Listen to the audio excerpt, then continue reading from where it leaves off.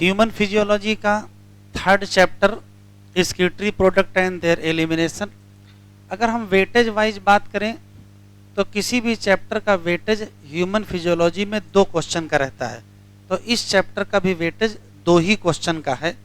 इस बार इस चैप्टर से 2 क्वेश्चन आए थे। एक क्वेश्चन तो डायरेक्ट इसी चैप्टर से आया था और एक क्वेश्चन मैचिंग में आया था। तो मैचिंग में 4 चैप्टर मिला लिए गए थे, तो उसमें से एक मैचिंग इस चैप्टर की थी, 3 मैचिंग किसी दूसरे चैप्टर की थी। तो नया chapter excretory product and there elimination. NCERT का कोई भी चैप्टर हो, हमेशा हेडिंग जो मेन चैप्टर है उसके बाद कोई पैराग्राफ लिखा रहता है बगैर हेडिंग के। तो बगैर हेडिंग के यहाँ जितना कुछ पैराग्राफ है ये सब इंट्रोडक्शन है, लेकिन इतना बड़ा इंट्रोडक्शन है नहीं, ये वास्तव में 3 छोटी छोटी हेडिंग है।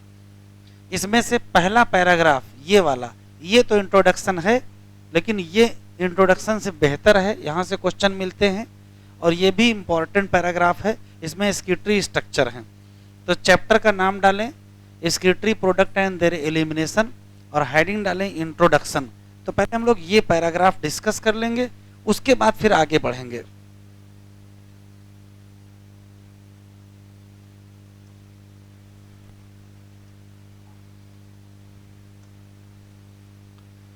तो चैप्टर का नाम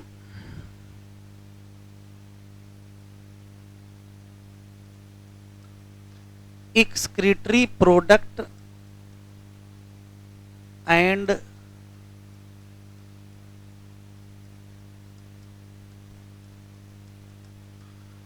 देयर एलिमिनेशन और हेडिंग डालें इंट्रोडक्शन।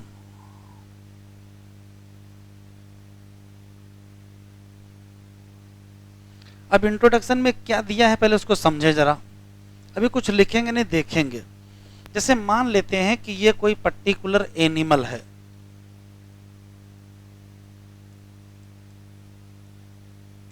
इस पर्टिकुलर एनिमल का जब जीवन चलता है तो लाइफ में बहुत इंपॉर्टेंट काम, स्पेशली जैसे मेटाबॉलिज्म होती है उसी से लिविंग स्टेट बनी रहती है। इसके अलावा खाते पीते हैं, डाइजेशन भी करते हैं, तो जीवन में बहुत सारी एक्टिविटीज होती हैं। उसका रिजल्ट ये होता है कि इस एनिमल की बॉडी में बहुत सारे वेस्ट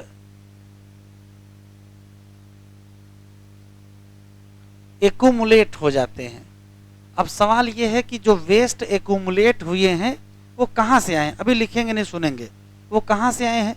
तो किसी एनिमल में जो वेस्ट एक्यूमुलेट होते हैं वो 2 जगह से आते हैं, या तो वो मेटाबॉलिक एक्टिविटी से आते हैं,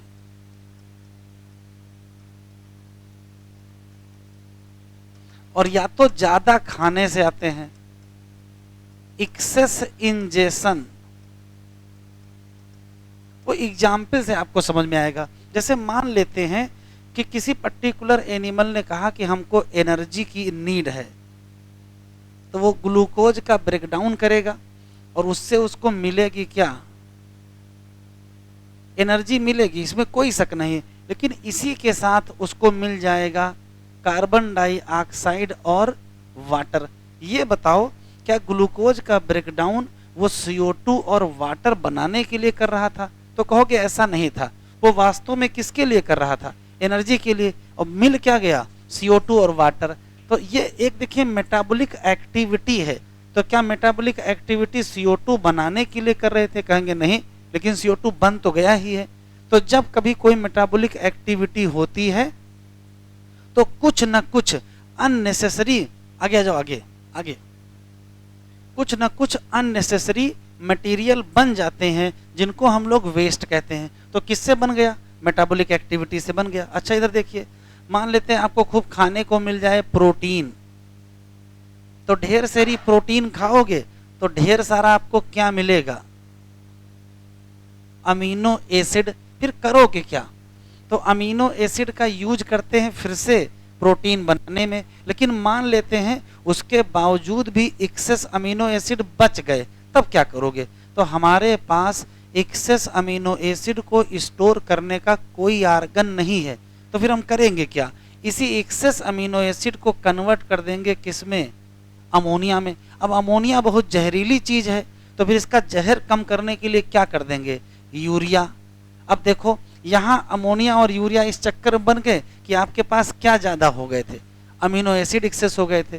तो हम लोगों की बॉडी में वेस्ट इकट्ठा होते हैं या तो मेटाबॉलिक एक्टिविटी से और या तो एक्सेस इंजेक्शन से। जो भी वेस्ट इकट्ठा होंगे उनको क्या करोगे, उनको रिमूव करोगे। अब जब रिमूव करने की बात आएगी तो या तो टोटली रिमूव करोगे और या तो पार्शियली। अब देखिए ऐसी कोई भी चीज, जैसे वाटर ही है तो वाटर तो हमारे बहुत काम की चीज है, तो ऐसी कोई भी चीज जो हमारे काम की है लेकिन एक्सेस हो गई है तो फिर वो वेस्ट है। तो उसको हम टोटली नहीं रिमूव करेंगे, उसको क्या करेंगे, पार्शली। हाँ, नुकसानदायक है तो कोशिश करेंगे क्या करें, टोटली रिमूव कर देंगे।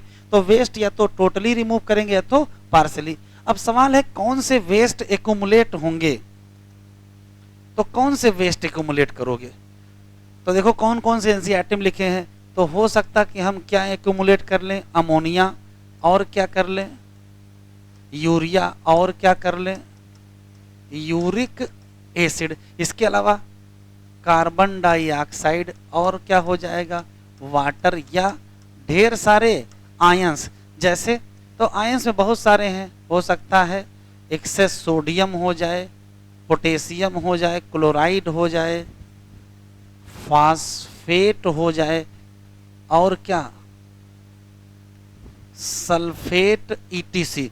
तो हम लोगों की बॉडी में कौन कौन से वेस्ट इकट्ठा होंगे, तो हम बहुत नाम लेंगे कि अमोनिया हो सकता है, यूरिया हो सकता है, यूरिक एसिड हो सकता है, CO2 हो सकता है, वाटर हो सकता है, और या आयंस सोडियम, पोटेशियम, क्लोराइड, ठीक है, या फास्फेट, सल्फेट, कुछ भी हो सकता है। ये वेस्ट कहाँ से आए हैं, तो दो ही रास्ते से आए हैं। एक है कौन सा, मेटाबॉलिक एक्टिविटी, और एक है कौन सा, एक्सेस इंजेक्शन। तो अब हमको रियल में वेस्ट पढ़ना है। इस चैप्टर का नाम बेटा क्या है, इस चैप्टर का नाम है एक्सक्रीटरी प्रोडक्ट। हमको सिर्फ इतना बता दो कि किनको हम एक्सक्रीटरी प्रोडक्ट कहते हैं। अच्छा ऐसे बता दो, जो फीकल मैटर पास होता है, अनडाइजेस्टेड फूड, वो एक्सक्रीटरी प्रोडक्ट में आता है कि नहीं आता है, आता है, नहीं आता है। डाइजेस्टिव वेस्ट एक्सक्रीटरी वेस्ट में नहीं आता है। एक्सक्रीटरी प्रोडक्ट अलग होते हैं, डाइजेस्टिव वेस्ट अलग होते हैं। कैसे, वो समझो। ऐसा कोई भी वेस्ट जो मेटाबॉलिक हो, मेटाबॉलिक वेस्ट को ही हम क्या कहते हैं, डाइजेस्टिव वेस्ट। और मेटाबॉलिज्म कहाँ होती है, तो मेटाबॉलिज्म तो कहाँ होती है, इनसाइड सेल। जबकि डाइजेशन से जो वेस्ट बनते हैं क्या वो सेल के अंदर बनते हैं, डाइजेशन के वेस्ट क्या सेल के अंदर बनते हैं, नहीं बनते, वो तो सेल के बाहर बनते ना, तो वो तो अनडाइजेस्टेड वेस्ट होते हैं। इसी नाते डाइजेस्टिव वेस्ट किस में नहीं आते हैं, एक्सक्रीटरी प्रोडक्ट में नहीं आते हैं। एक्सक्रीटरी प्रोडक्ट में कौन आते हैं, मेटाबॉलिक वेस्ट, जो कहाँ बनते हैं, सेल के अंदर बनते हैं। अब जैसे तो जितने भी मेटाबॉलिक वेस्ट बनेंगे, जितने भी एक्सक्रीटरी प्रोडक्ट बनेंगे, वो दो कैटेगरी के होते हैं। एक होते हैं नॉन नाइट्रोजनस,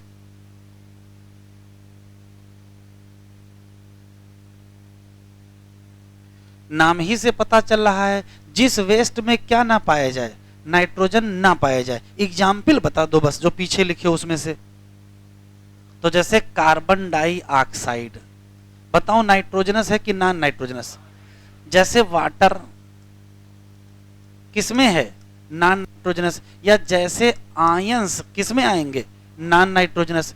लेकिन ऐसा भी तो हो सकता है कि नाइट्रोजन हो, तो हम क्या कहेंगे,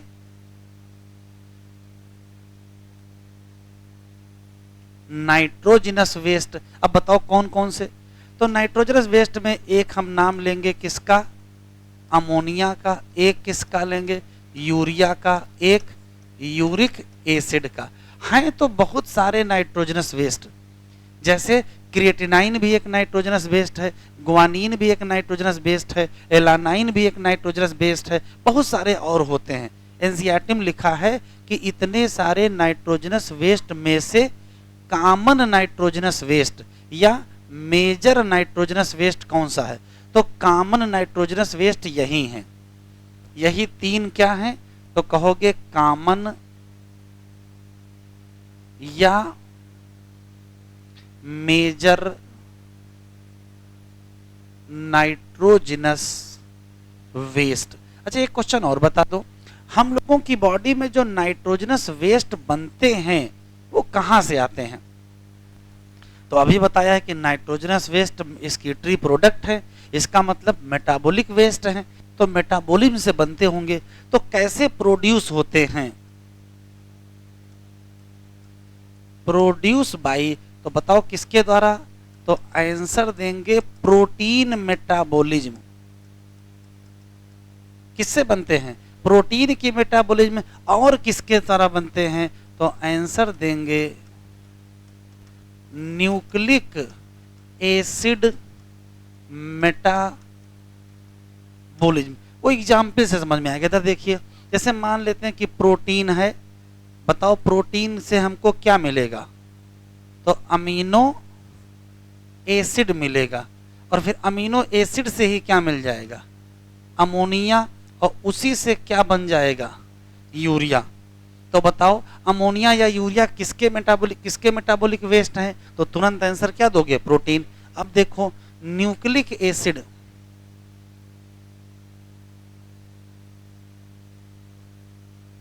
अगर हम न्यूक्लिक एसिड का ब्रेकडाउन करेंगे तो क्या मिलेगा? तो न्यूक्लिक एसिड के जब ब्रेकडाउन करते हैं तो हमको तीन चीजें मिलती है। एक शुगर मिलता है, पेंटोज शुगर, एक फास्फेट मिलता है, और एक नाइट्रोजनस बेस मिलता है। तो इससे हमको मिलेंगे नाइट्रोजनस बेस। क्या मिलेंगे?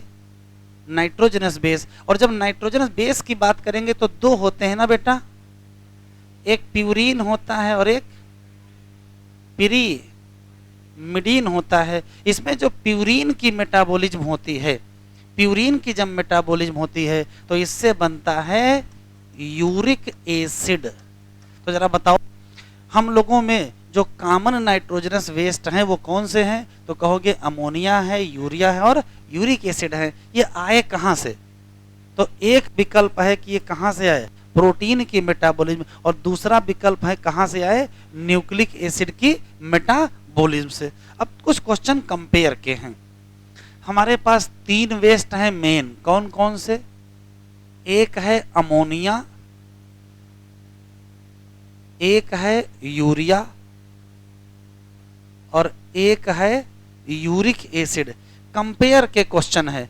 इन तीनों की अगर हम बात करें तो ये तीनों नाइट्रोजनस वेस्ट हैं। बताओ सबसे ज्यादा टॉक्सिक कौन सा है? तो आंसर देंगे यही क्या है? Most toxic nitrogenous waste. तो सबसे कम टॉक्सिक कौन है? तो आंसर देंगे यूरिक एसिड। यही क्या है?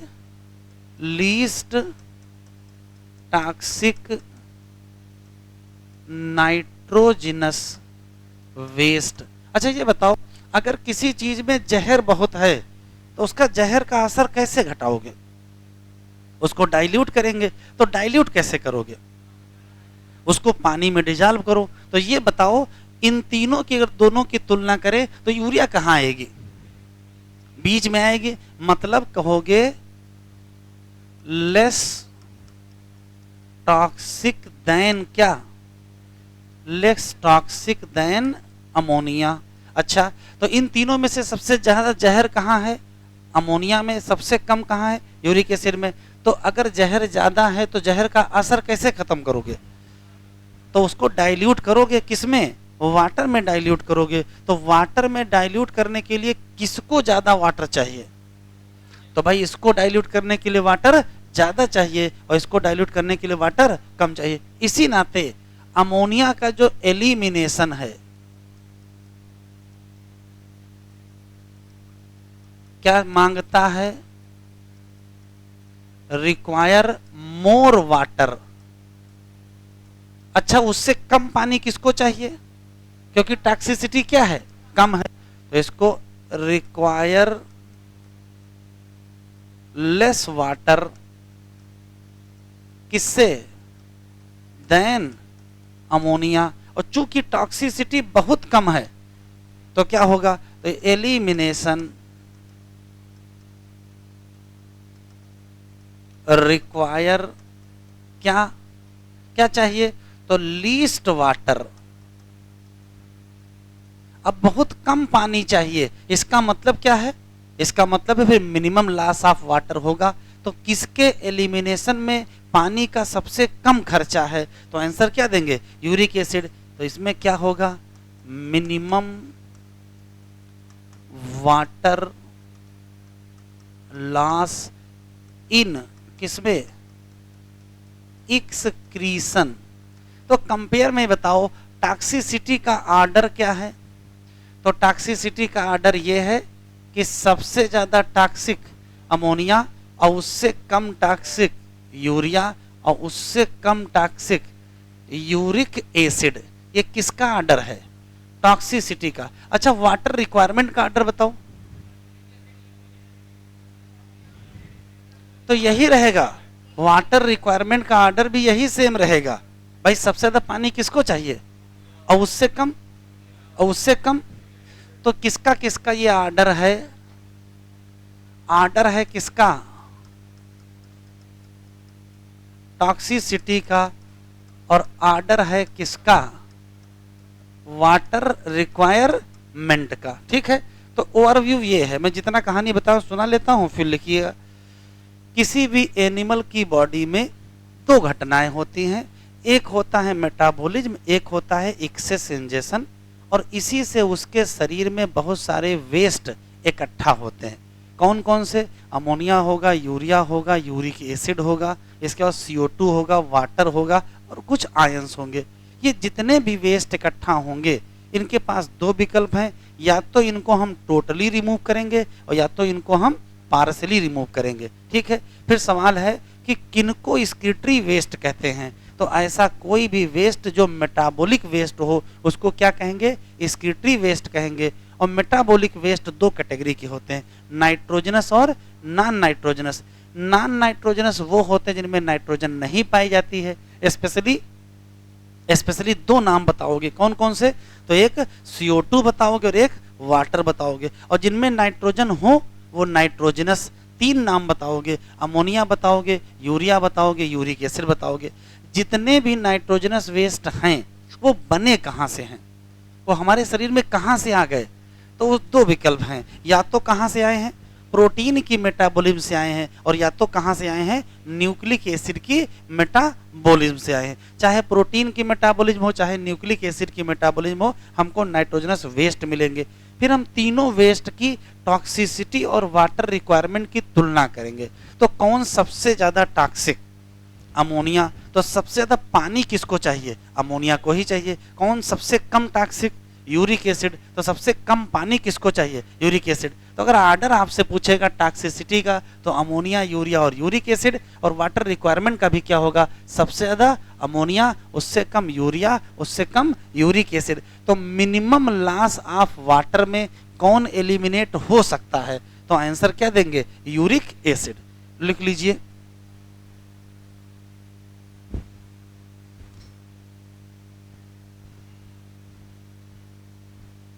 और पहला पैराग्राफ पढ़ लेते हैं।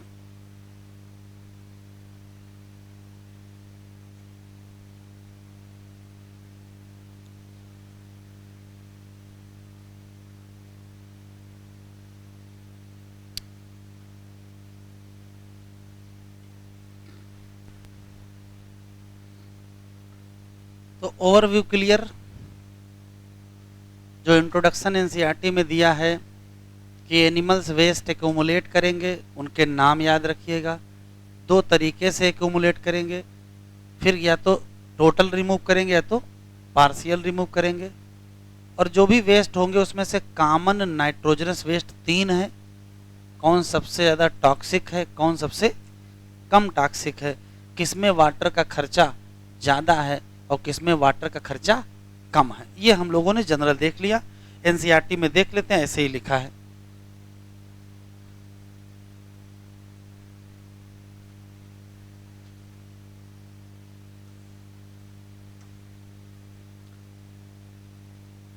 देखिए एनसीईआरटी कई बार पढ़ना है तो एक बार तो यही हो जाएगी। एनिमल एक्युमुलेट करेंगे किसको, हाईलाइट कर लीजिए, ammonia, urea, uric acid. Carbon dioxide, water और क्या आयन। आयन में सोडियम, पोटेशियम, क्लोराइड, फास्फेट और सल्फेट, आगे ईटीसी भी लिखा है। आइदर बाई किस तरीके से हाईलाइट कर लीजिए, मेटाबॉलिक एक्टिविटी या किससे, एक्सेस इंजेशन, हाईलाइट कर लीजिए। इन सब्सटेंस को रिमूव करोगे या तो टोटल या तो पार्शियल। इस चैप्टर में क्या पढ़ेंगे वो कोई खास बात नहीं है, यहाँ से हम देखेंगे अमोनिया, यूरिया और यूरिक एसिड हाईलाइट करेंगे। क्या है, मेजर फार्म है किसके, nitrogenous waste excreted by animals. Ammonia क्या है, most toxic and require large amount of water for its elimination. जबकि यूरिक एसिड क्या है, लीस्ट टॉक्सिक है, हाईलाइट करेंगे। और रिमूव विद क्या, मिनिमम लॉस ऑफ वाटर। तो एग्जामिनर क्या कर देगा, मिनिमम को मैक्सिमम कर देगा, तो स्टेटमेंट क्या हो जाएगा, गलत हो जाएगा। अब हमको तीन प्रॉपर्टी अमोनिया की, 3 प्रॉपर्टी यूरिया की और 3 ही प्रॉपर्टी यूरिक एसिड की पढ़नी है। तो अभी लिखेंगे नहीं, केवल समझेंगे। साइड हेडिंग डालेंगे अमोनिया,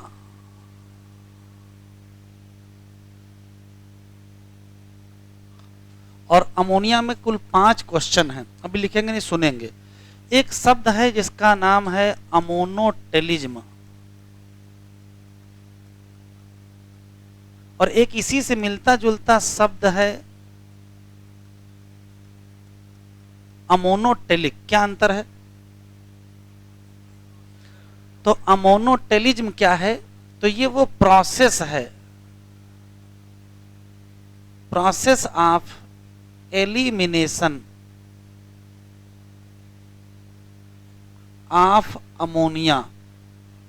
यदि कोई एनिमल अमोनिया को एलिमिनेट कर रहा है अपनी बॉडी के बाहर, तो उसकी जो प्रोसेस होगी उसका नाम अमोनोटेलिज्म होगा। और जो काम ये करेगा वो एनिमल जो एक्सक्रीट करेगा क्या, अमोनिया, उसी का नाम क्या रख दोगे, उसका नाम अमोनोटेलिक एनिमल रख दोगे।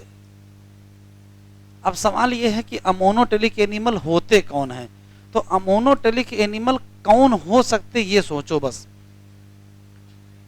तो ऐसा कोई भी एनिमल जिसके पास पानी की कमी नहीं होगी। क्यों, अमोनिया का एक्सक्रीशन कहता है लार्ज अमाउंट ऑफ वाटर चाहिए, तो लार्ज अमाउंट ऑफ वाटर किसके पास मिलेगा, तो जो स्वयं पानी में रह रहा होगा उसके कौन सी टेंशन है पानी की। तो अमोनोटेलिक एनिमल कौन से होते हैं, तो कहोगे एक्वाटिक एनिमल होते हैं। अब उन एक्वाटिक एनिमल में से 3 एग्जाम्पल एनसीईआरटी में दिए हैं, कौन कौन से, तो एनसीईआरटी में लिखा है मेनी बोनी फिशेज, ज्यादातर कौन सी बोनी फिशेज क्या निकालती हैं, अमोनिया निकालती हैं, तो नाम क्या हो जाएगा, अमोनोटेलिक। और कौन दिया है, तो दूसरा एग्जाम्पल इसमें दिया है एक्वाटिक एम्फीबिया। एम्फीबिया कई कैटेगरी के होते हैं, कुछ परमानेंट पानी में रहते हैं और कुछ ऐसे होते हैं जो पानी और जमीन दोनों जगह रहते हैं।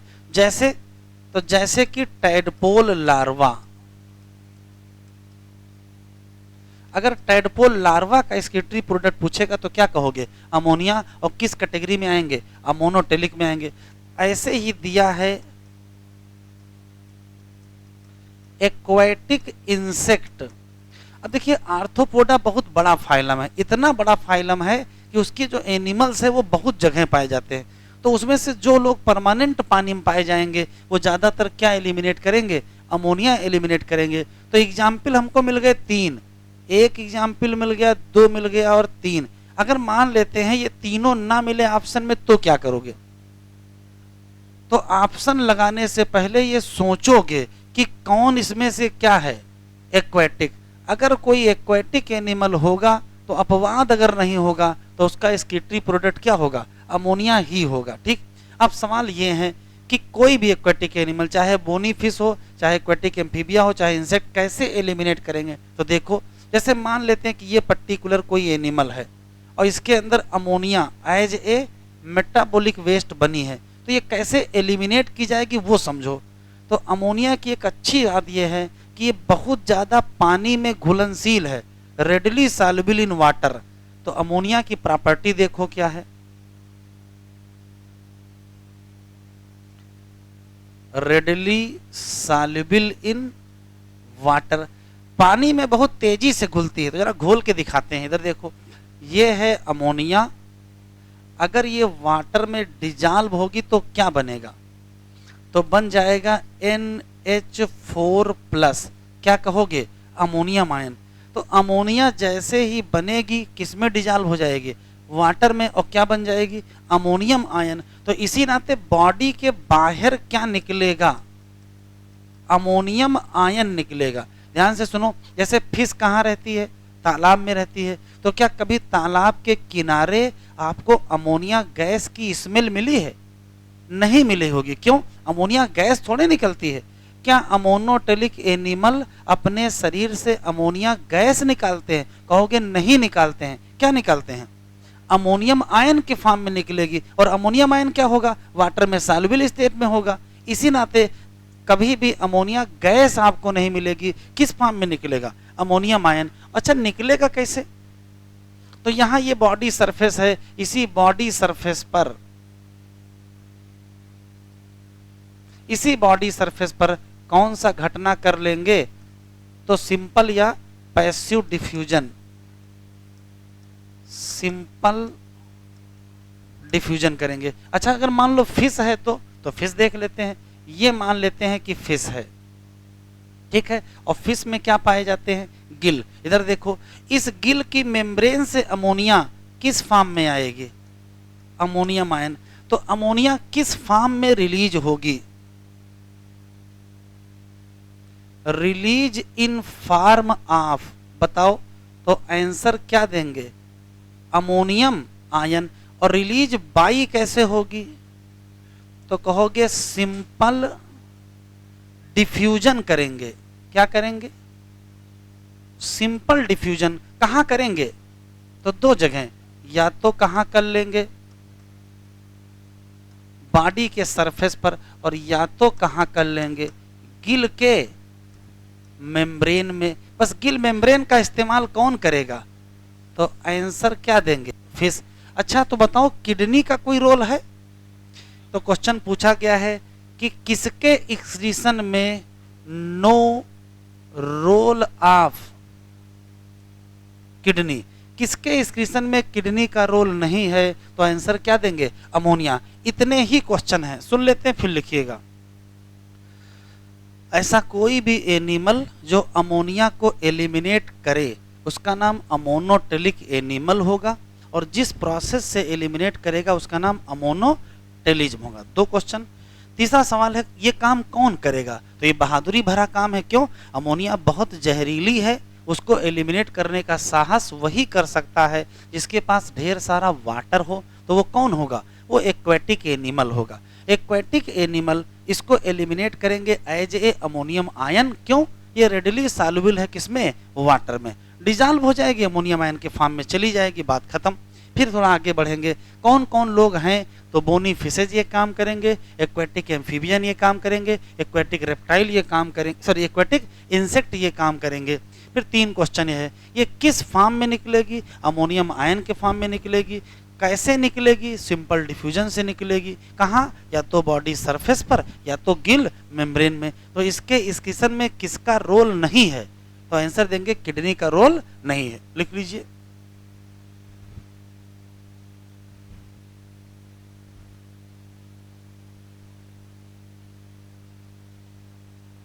शुरू करें।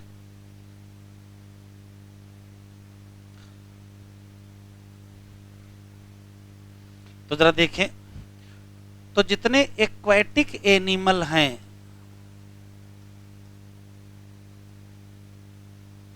उनको कोई टेंशन नहीं है कि वो लोग अमोनिया को एलिमिनेट कर सकते हैं, किस फॉर्म में, एज अमोनियम आयन। उनको टेंशन नहीं है क्योंकि उनके पास पानी की कमी नहीं है। समस्या तो इनके पास है,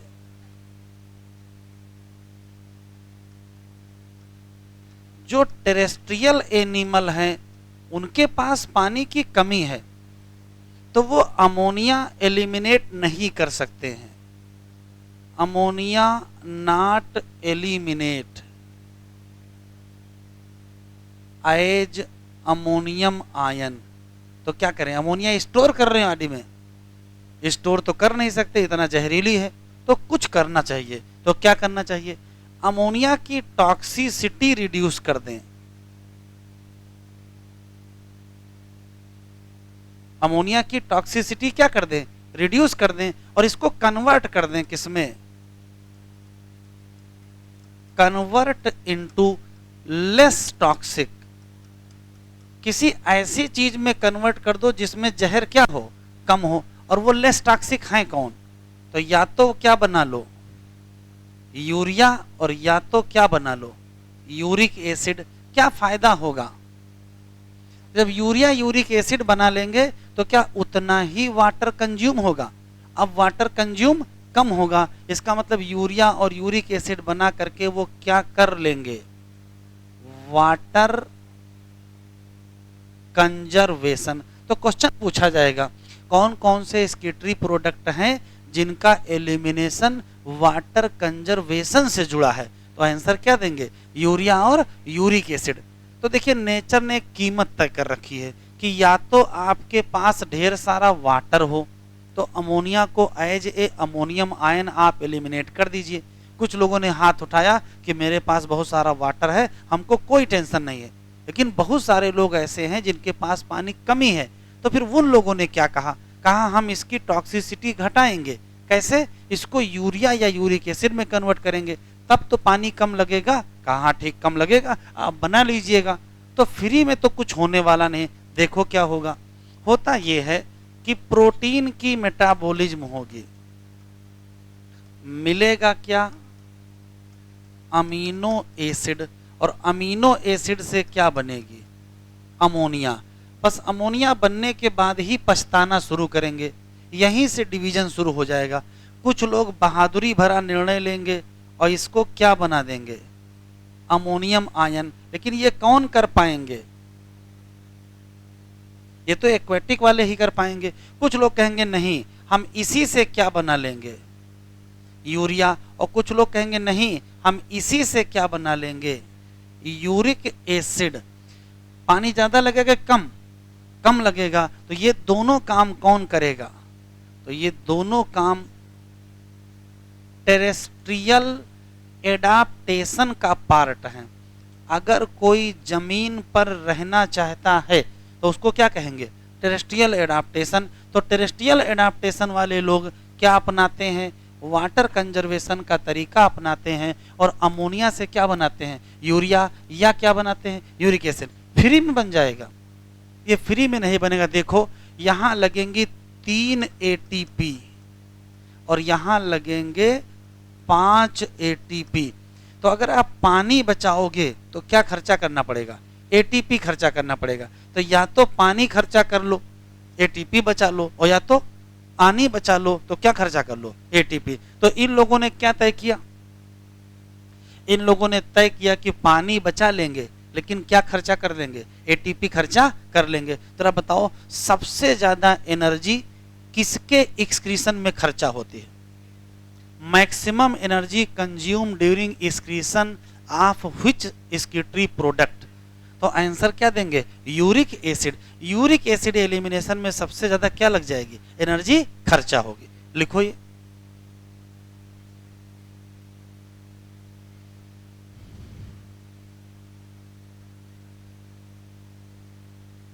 कोई डाउट,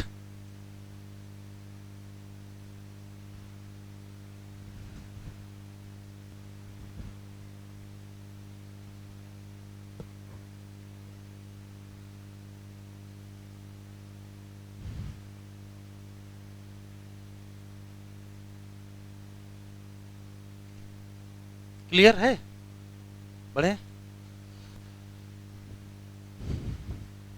तो अब हम लोग देखेंगे यूरिया के बारे में। यूरिया में वही 3 क्वेश्चन। पहला सवाल ये बताओ, यूरियो टेलिज्म क्या है? तो अभी बताएंगे, अभी बताया है कि ये क्या है, ये प्रोसेस ऑफ एक्सक्रीशन ऑफ क्या, यूरिया। अच्छा, यूरियोटेलिक क्या है?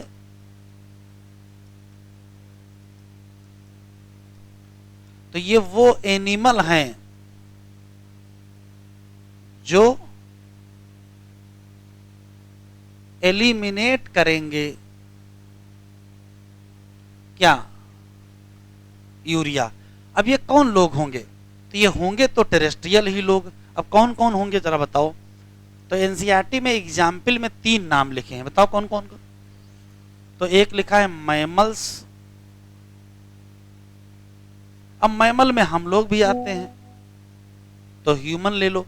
एक लिखा है टेरेस्ट्रियल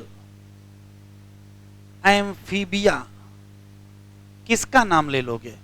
तो हम लोग फ्रॉग का नाम ले लेंगे। एक लिखा है मेनी, या मैंने नहीं लिखा ऐसे देख लीजिए, सिंपल लिखा है मैरीन फिशेज।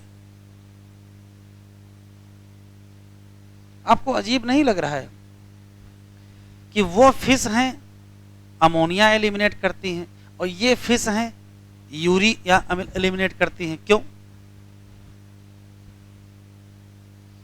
क्या ये पानी में नहीं रहती हैं? और रहती तो ये भी पानी में ही है, इनको यूरिया एलिमिनेट करने की क्या जरूरत है? क्वेश्चन समझ लो पहले। बोनी फिश भी पानी में रहती हैं, अमोनिया एलिमिनेट करती हैं, सब लोग जान रहे हो। तो ये भी तो फिश ही हैं, तो इनको अमोनिया एलिमिनेट करने से किसने रोका है? क्या इनके पास पानी कमी है? हाँ, समंदर में पानी कम है, नदी में पानी ज्यादा है, इसका तो यही मतलब हुआ है? तो ध्यान से सुनो, ये कहाँ रह रही हैं? मैरीन फिश में। मैरीन फिश का जो बॉडी फ्लूइड है उसकी ऑस्मोटिक कंसंट्रेशन बनाए रखने के लिए कोई मॉलिक्यूल चाहिए, तो इन्होंने किस पर मदद ली है? यूरिया का। कहा इसी के साथ एलिमिनेशन भी हो जाएगा और इसी के साथ ऑस्मोलैलिटी भी बन जाएगी। तो मैरीन फिशेज क्या करती हैं? यूरिया की मदद से बॉडी फ्लूइड की ऑस्मोलैलिटी मेंटेन करती हैं। तो कहा दो, एक पंथ दो काज हो जाएंगे, एक्सक्रीशन भी हो जाएगा और ऑस्मोलैलिटी बन जाएगी। इसी नाते इन्होंने क्या किया? अमोनिया से क्या बना लिया? यूरिया। मैरीन फिश कहो, चाहे इनका ये भी नाम कह सकते हो कार्टिलेजिनस फिश।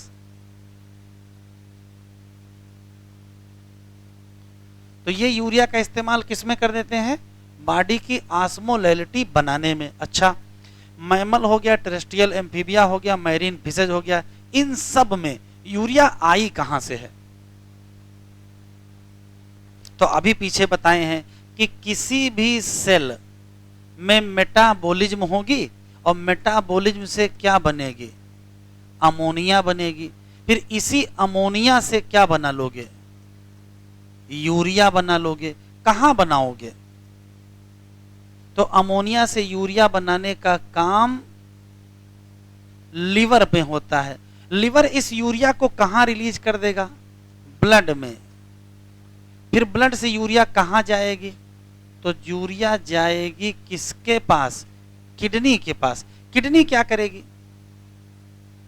तो किडनी ब्लड को फिल्टर करेगी और यूरिया को कहां भेज देगी? यूरिन में। तो ये फिल्टर करेगी ब्लड को। दूसरा, यूरिया पास कर देगी किसमें? यूरिन में। लेकिन एनसीईआरटी में एक लाइन लिखी भी, लिखो ना, सुनो। एनसीईआरटी में एक लाइन लिखी है कि जितने एनिमल आप यहां पढ़ रहे हो इसमें से कुछ लोग अपनी किडनी में क्या स्टोर कर लेते हैं? स्टोर शब्द ना रिटेन लिख लो, रिटेन कर लेते हैं। क्या? Small amount of urea. कहां रिटेन करते हैं? किडनी के मैट्रिक्स में। इधर देखो बेटा जरा, ये मान लेते हैं किडनी है और किडनी में 2 हिस्से होते हैं, कार्टेक्स और मेडुला। अभी आगे हम लोग डिटेल में पढ़ेंगे। तो जो मेडुला है इसकी कंसंट्रेशन बहुत हाई होती है। मेडुला की जो कंसंट्रेशन हाई, इसको हाई ऑस्मोलैलिटी कहते हैं। मेडुला की हाई ऑस्मोलैलिटी वाला कॉन्सेप्ट हम काउंटर करंट मैकेनिज्म में पढ़ेंगे। और मेडुला की हाई ऑस्मोलैलिटी में दो लोग इन्वॉल्व होते हैं, एक केमिकल NaCl होता है और दूसरा केमिकल यूरिया। तो जरा बताओ किडनी के मैट्रिक्स में यूरिया क्यों रिटेन की गई है? तो कहोगे ऑस्मोलैलिटी मेंटेन करने के लिए, टू मेंटेन किसको? ऑस्मोलैलिटी। एक क्वेश्चन हम लोगों के समय आता था, उस स्कीटरी प्रोडक्ट का नाम बताओ जो नाइट्रोजनस वेस्ट के साथ ऑस्मो रेगुलेशन भी करता है। तो आंसर देंगे यूरिया। नाइट्रोजनस वेस्ट तो है ही, साथ में क्या मेंटेन कर रहा है? ऑस्मोलैलिटी। और ऑस्मोलैलिटी मेंटेन करने को क्या कहोगे? ऑस्मो रेगुलेशन कहोगे कि नहीं कहोगे? तो बताओ कौन सा नाइट्रोजनस वेस्ट है जो वेस्ट के साथ ऑस्मो रेगुलेटर भी है? तो वेस्ट और ऑस्मो रेगुलेटर दोनों कौन है? तो आंसर हम क्या देंगे? यूरिया। यूरिया बने क्या हुआ? सेल की हुई मेटाबॉलिज्म। तो सेल में बेटा क्या चली? मेटाबॉलिज्म। और उससे बनी क्या? अमोनिया। अमोनिया से क्या बनी? यूरिया। कहां? लिवर। लिवर ने कहां छोड़ दिया? ब्लड।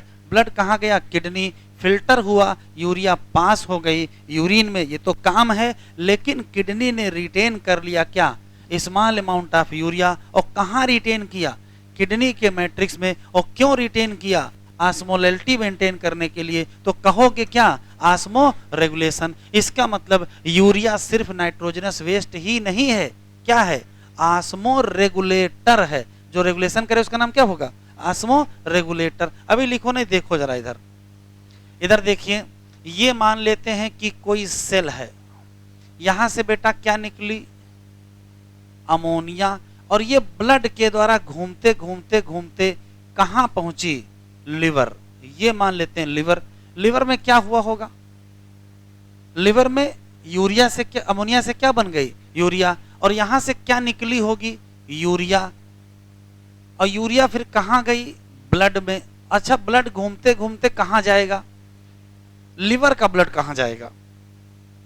तो भाई लिवर यहां रखा, लिवर का ब्लड हार्ट आएगा, हार्ट फिर उसको पंप करेगा, तो ये ब्लड में जाएगा, ब्लड से फिर कहां जाएगा? हार्ट। और हार्ट से फिर ब्लड निकलेगा और अंततः कहां जाएगा? किडनी जाएगा। ये मान लेते हैं कि किडनी है। और फिर किडनी से ब्लड बाहर निकल जाएगा। यूरिया कहां चली जाएगी? किसमें चली जाएगी? यूरिन में। आराम से बताएं, वो कौन सी ब्लड वेसल है जो ब्लड लेके लिवर आई है? तो आंसर देंगे हिपैटिक आर्टरी। और जो ब्लड लेके बाहर निकली उसका नाम? Hepatic vein. अच्छा, जो ब्लड लेके किडनी आई उसका नाम? Renal artery. और जो बाहर गई वो रीनल वेन। चलो बुकलेट निकालो।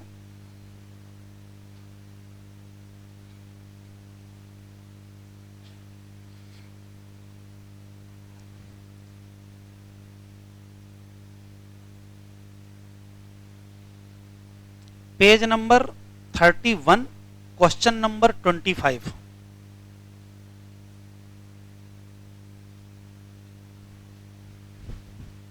Page number 31, question number 25।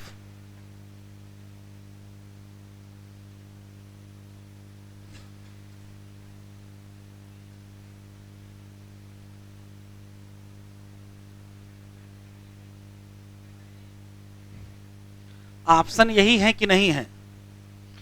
तो जरा बताओ, लिवर से किडनी किसके द्वारा जाती है? यूरिया।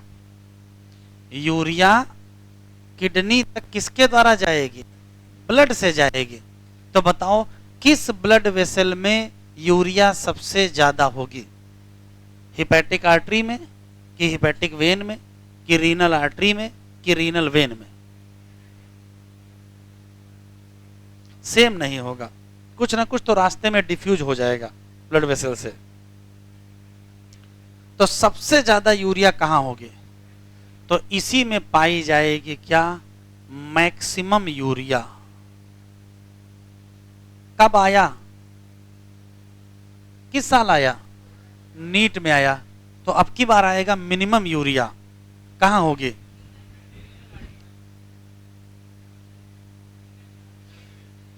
सबसे कम कहां होगी? क्योंकि वहां से फिल्टर होकर के कहां चली जाएगी? यूरिन में चली जाएगी। तो मिनिमम कहां होगी?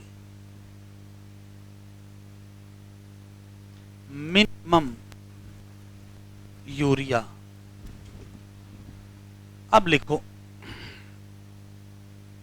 थोड़ा जल्दी लिखेंगे।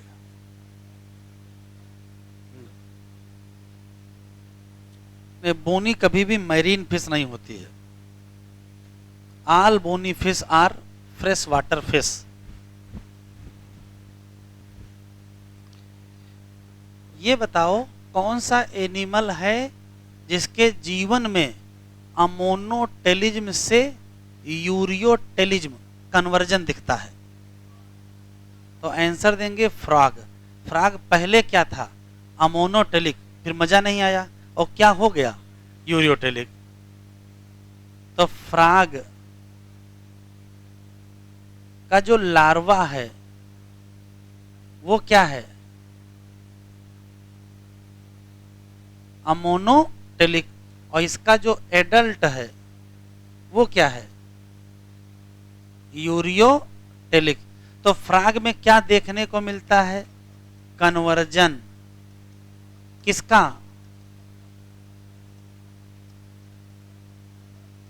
अमोनोटेलिज्म से यूरियोटेलिज्म। ये भी लिख लो एक लाइन।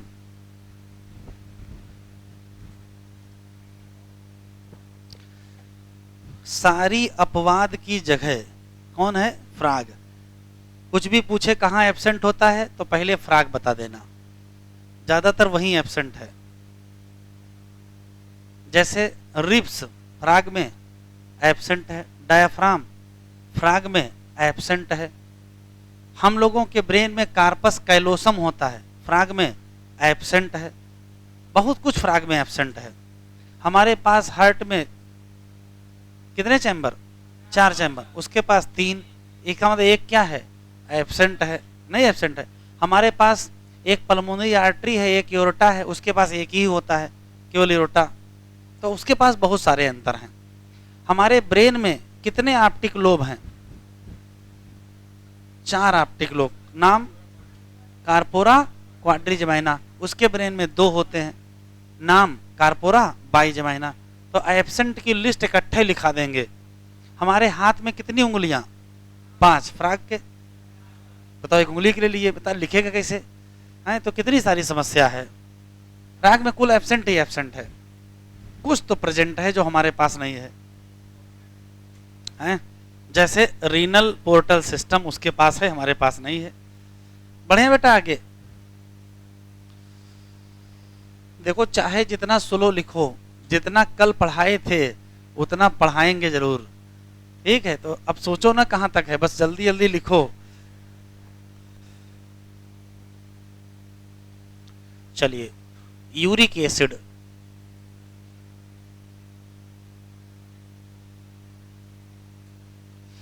यूरिक एसिड में वही 3 क्वेश्चन। एक शब्द है क्या? लिखते चलेंगे हमारे साथ ही। यूरिकोटेलिज्म क्या है? ये तो प्रोसेस है, process of uric acid excretion. अच्छा, तो यूरिकोटेलिक कौन होंगे?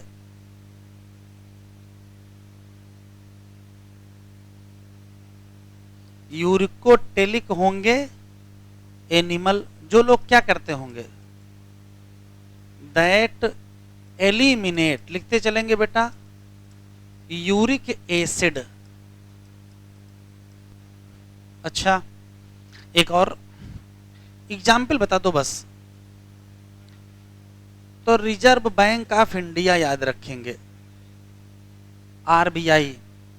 आर का मतलब रेप्टाइल, बी का मतलब और आई का मतलब इंसेक्ट। एक और याद रखेंगे, लैंड स्नेल। अच्छा, इंसेक्ट में कम से कम ये नाम तो याद ही रखेंगे, कौन सा? काकरोच। बर्ड में कम से कम ये नाम याद रखेंगे, पायो। और रेप्टाइल में कम से कम स्नेक या लिजर्ड। ठीक है, ये बताओ ये क्या है? ऐसा स्नेल जो लैंड पर रहे, उसका नाम? तो एक ये होता है एप्पल स्नेल। ये मोलस्का नहीं है, तय कर लो, नाराज हो जाएगा ये।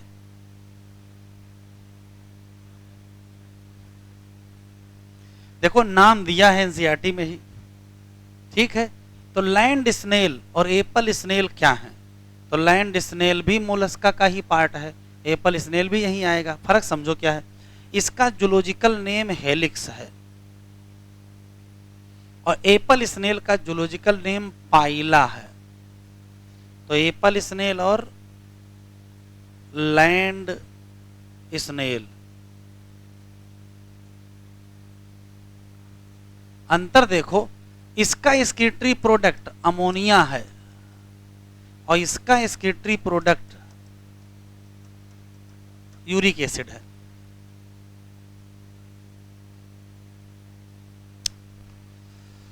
सबसे खास बात यह है कि यूरिक एसिड को एलिमिनेट कैसे करोगे? As semi solid white paste या पिलेट्स। किसी पेड़ के नीचे बैठे हो और ऊपर चिड़िया बैठी है, मान लीजिए उसको लग रहा है कि हाँ स्केटरी प्रोडक्ट ज़्यादा हो गया, इसको पास करना है। तो टॉयलेट तो ढूंढेगी नहीं, वहीं से पास कर देगी। आपके सिर पे गिरेगा या कंधे पर गिरेगा तो आप करो कुछ गिरा है, लाओ देखें क्या है, हाथ में लग जाएगा आपके। किस कलर का होता है? तो जिन लोगों के कंधे पर गिरा वो सही बता रहे हैं, व्हाइट और ब्राउन दो कलर होते हैं। क्यों?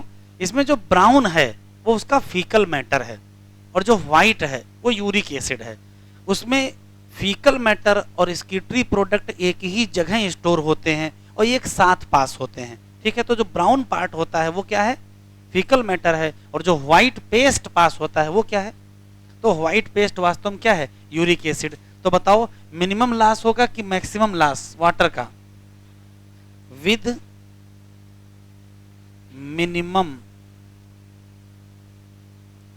Water loss, with minimum water loss.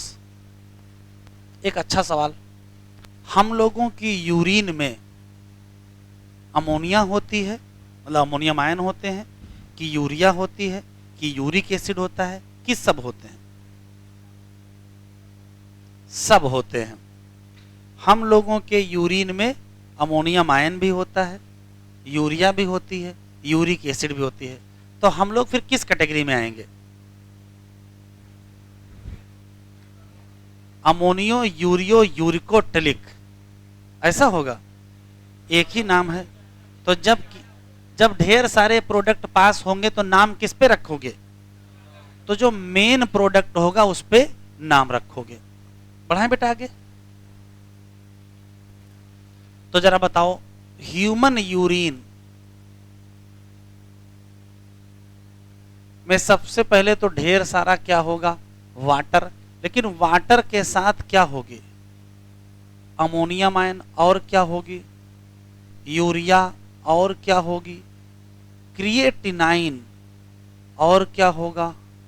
Uric acid. बस आपकी तरफ से सवाल ये है कि हम लोगों की यूरिन में जो यूरिक एसिड है ये कहां से आ गया। तो ये सब चीजें, ये जितनी चीजें हैं ये बनती हैं प्रोटीन की मेटाबॉलिज्म से। लेकिन ये बनता है कहां से? प्यूरीन मेटाबॉलिज्म से। कहां से बनेगा? प्यूरीन मेटाबॉलिज्म से। एक क्वेश्चन और, जैसे कोई व्रत रहे, व्रत फास्टिंग, तो बताओ उसके ब्लड में यूरिया का कंसंट्रेशन बढ़ेगा कि घटेगा?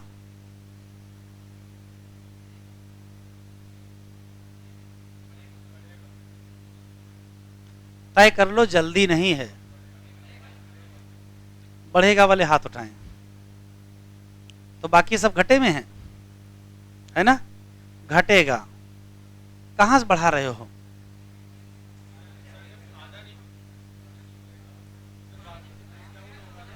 तो देखो, जब भैया खाना नहीं खाओगे तो प्रोटीन भी तो नहीं खाओगे। तो अगर प्रोटीन नहीं खाओगे तो क्या हमारे शरीर में अमीनो एसिड ज्यादा होंगे? कम होंगे। तो अमोनिया ज्यादा बनेगी कि कम? तो यूरिया ज्यादा बनेगी। भैया खाओगे कम, बनाओगे ज्यादा, ये तो संभव नहीं है। तो अगर फास्टिंग करेंगे, फास्टिंग खाना नहीं खा रहे हो, तो एक्सेस अमीनो एसिड नहीं होंगे। एक्सेस अमीनो एसिड क्या हो जाएंगे? कम हो जाएंगे। तो एक्सेस अमीनो एसिड कम, तो अमोनिया भी कम, यूरिया ज्यादा। क्या बढ़ेगा? भूख बढ़ेगी। क्या बढ़ेगी? भूख। और देखो क्या बढ़ेगा, ये बढ़ जाएगा। अगर फास्टिंग करेंगे तो क्या बढ़ जाएगा? क्रिएटिनाइन बढ़ जाएगा। क्यों? अगर खाना नहीं खाओगे तो मसल की प्रोटीन टूटना शुरू हो जाएंगे, और मसल प्रोटीन के डैमेज से क्या बनता है? क्रिएटिनिन। तो अगर खाना नहीं खाओगे तो यूरिया थोड़ी सी तो घटेगी, लेकिन क्या बढ़ जाएगा? क्रिएटिनिन का लेवल बढ़ जाएगा। और क्या बढ़ जाएगा? तो देखो, फास्टिंग में सबसे खतरनाक चीज जो बढ़ती है, फास्टिंग होगा तो कीटोन बॉडी बढ़ जाएंगे। और क्या बढ़ जाएगा? क्रिएटिनिन बढ़ जाएगा। और कीटोन बॉडी टॉक्सिक होती है, इससे ब्लड का पीएच चेंज हो जाता है। ठीक है, इसको कीटो एसिडोसिस कहते हैं, और उसी से आदमी बेहोश हो जाएगा। तो अगर फास्टिंग रखेंगे तो क्या होगा? कीटोन बॉडी बढ़ेंगी। और क्या बढ़ जाएगा? क्या? क्रिएटिनिन। लेकिन यूरिया क्या करेगी? कम होगी। लिखो,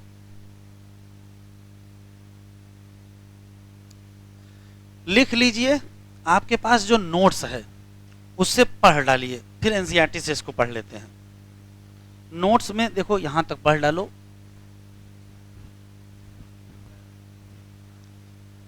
चलो एनसीईआरटी खोलो। छोटा है क्या इसके बाद? अच्छा ये, अरे भाई जल्दी लिखो फिर।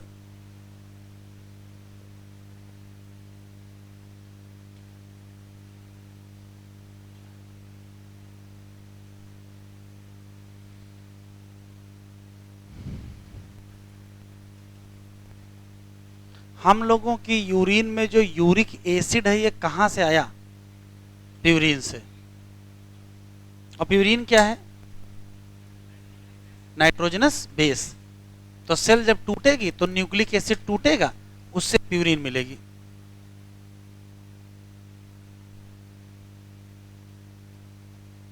चलो देखो, हाइलाइटर निकालो। प्रोसेस ऑफ एक्सक्रीटिंग अमोनिया को कहोगे क्या? अमोनोटेलिज्म। ऑप्शन क्या है? मेनी बोनी फिशेज, और क्या है? एक्वेटिक एम्फीबिया, और क्या है? Aquatic insect. ये सब क्या है? अमोनोटेलिक। अमोनिया कैसी होती है? Readily soluble.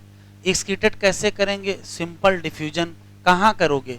या तो बॉडी सरफेस, या तो कहाँ करोगे? गिल। बस गिल में करना तो फिश में। ये हाईलाइट करो, ये इंपॉर्टेंट है। किस फॉर्म में? अमोनियम आयन के फॉर्म में। किडनी का कोई रोल नहीं है। ये बहुत इंपॉर्टेंट है, इसको टिक करो। अगर इस पैराग्राफ से कोई सवाल आएगा तो यही आएगा। क्या? टेरेस्ट्रियल एडाप्टेशन की जरूरत है कि प्रोड्यूस करो क्या? Less toxic nitrogenous waste. कौन सा?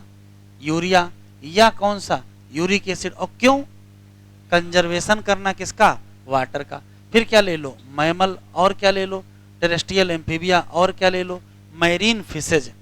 ये सब मेनली एक्सक्रीट करेंगे यूरिया, तो अपना नाम क्या रख लेंगे, यूरियोटिलिक। इन लोगों में अमोनिया प्रोड्यूस बाई मेटाबॉलिज्म, किसकी मेटाबॉलिज्म से, प्रोटीन मेटाबॉलिज्म से, और कन्वर्ट हो जाएगी क्या, यूरिया, कहाँ, लिवर ऑफ दीज एनिमल। और कहाँ रिलीज करोगे, ब्लड, जिसको फिल्टर करेगा और पास करेगा कौन, किडनी। ये लिखा है सम अमाउंट ऑफ यूरिया कहाँ हो जाएगी, रिटेन, कहाँ, किडनी मैट्रिक्स। लिखा है सम ऑफ दीज एनिमल, ये दीज एनिमल कौन है,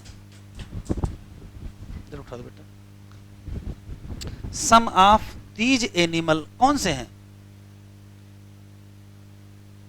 ये दीज एनिमल में हम ही लोग हैं। यहाँ जो सम लिखा है ये बहुत काम का है, इसको इधर ले लीजिए और यहाँ लिखिए ह्यूमन। हमारी ही किडनी में क्या होती है, रिटेन हो जाती है। और क्यों रिटेन करते हैं बेटा, maintain desired osmolality.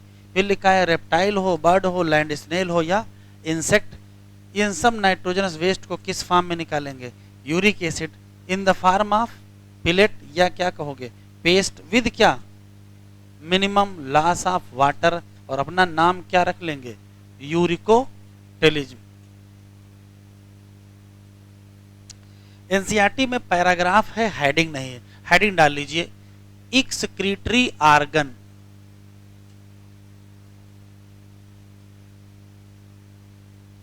Excretory argon,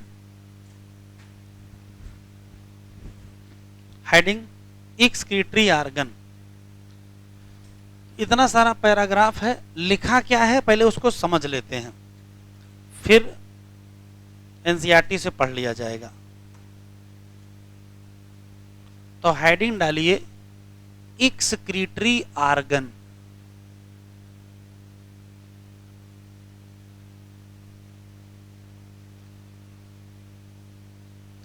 ध्यान से देखें, अगर हम एक्सक्रीटरी आर्गन की बात करें तो दो क्वेश्चन रट लेंगे।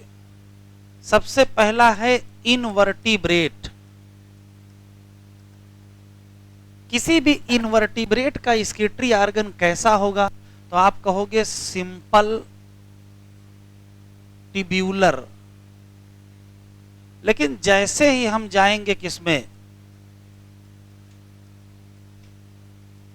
वर्टिब्रेट में, तो ये हो जाएगा कॉम्प्लेक्स ट्यूब्यूलर, और उस कॉम्प्लेक्स ट्यूब्यूलर स्ट्रक्चर का नाम है नेफ्रॉन, जो मिलेगा कहां, किडनी। इतना लिखो।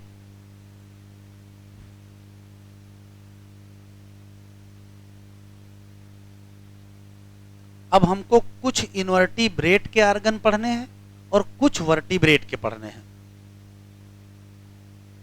या कार्डेट के भी कह सकते हो। जिसमें पहला एक्सक्रीटरी आर्गन प्रोटोनेफ्रिडिया है,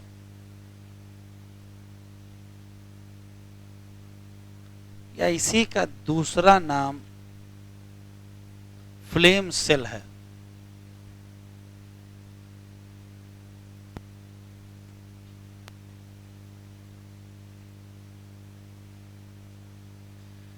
प्रोटोनेफ्रिडिया या फ्लेम सेल से जुड़े 4 क्वेश्चन हैं।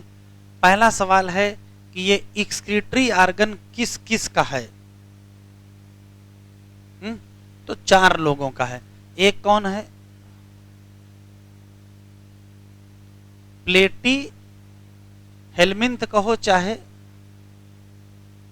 फ्लैट वर्म, और उसी में एनिमल का नाम भी दिया है प्लानेरिया। अगर प्लानेरिया ना मिले तो हो सकता है दूसरा मिल जाए, जैसे मान लो फैसियोला मिल जाए तो भी आंसर क्या हो जाएगा, सही हो जाएगा।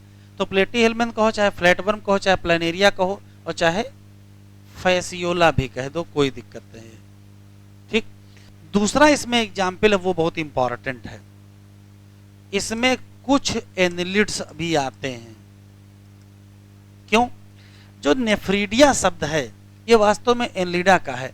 तो अभी नेफ्रीडिया में प्रोटो लगा है, प्रोटो का मतलब प्रिमिटिव, तो अच्छे से नहीं बना लेकिन कुछ एनलिड में वही मिलेगा। तो जो प्रिमिटिव एनलिड्स होंगे उसमें नेफ्रीडिया की जगह क्या मिलेगा, प्रोटोनेफ्रीडिया। अच्छा, तीसरा एग्जाम्पल है इसमें रोटीफर। कोई बताएगा ये कौन एनिमल होता है? तो ये वास्तव में एस्कहेलमिन्थ के मेंबर हैं, राउंड वर्म के मेंबर हैं। पहले ये एस्कहेलमिन्थ में ही आते थे, अभी इनका एक अलग ग्रुप ही बना दिया गया है रोटीफेरा, और उसी के मेंबर का नाम क्या होगा, रोटीफर। इनको कहा जाता है व्हील एनिमल क्यूल, लिखते चले। और अगला है इसमें सिफेलो कार्डेट। अब सिफेलो कार्डेट में एक एनिमल दिया हुआ है जैसे एम्फियोक्सस, तो आराम से बताएं कौन से कार्डेट हैं जिसमें प्रोटोनेफ्रीडिया है। कार्डेट विद प्रोटोनेफ्रीडिया, तो आंसर क्या देंगे, एम्फियोक्सस। तो बाकी लोग क्या हैं, तो बाकी लोग क्या हैं, नॉन कार्डेट। जबकि ये क्या है, तो आंसर देंगे कार्डेट। पढ़ क्या रहे हैं, स्किटरी आर्गन। क्वेश्चन पूछता है कि प्रोटोनेफ्रीडिया का मुख्य काम क्या है। ऑप्शन सुने, एक्सक्रीशन है कि आस्मो रेगुलेशन है। तो इनका मुख्य काम एक्सक्रीशन नहीं है, इनका मुख्य काम क्या है, आस्मो रेगुलेशन। और आस्मो रेगुलेशन होता क्या है, तो देखो जैसे मान लेते हैं ये कोई पर्टिकुलर एनिमल है, उसके अंदर बॉडी फ्लूइड भरा हुआ है, तो इस बॉडी फ्लूइड की जो कंसंट्रेशन होगी उसी को तो आस्मोलैलिटी कहेंगे। और वो किस पर डिपेंड करेगी, तो भाई वो इस पर डिपेंड करेगी कि इसमें कितने आयन हैं और कितना फ्लूइड है। तो इसका प्राइमरी फंक्शन क्या है, primarily for fluid and ionic volume, उल्टा हो गया, आयनिक एंड फ्लूइड वैल्यूम होगा।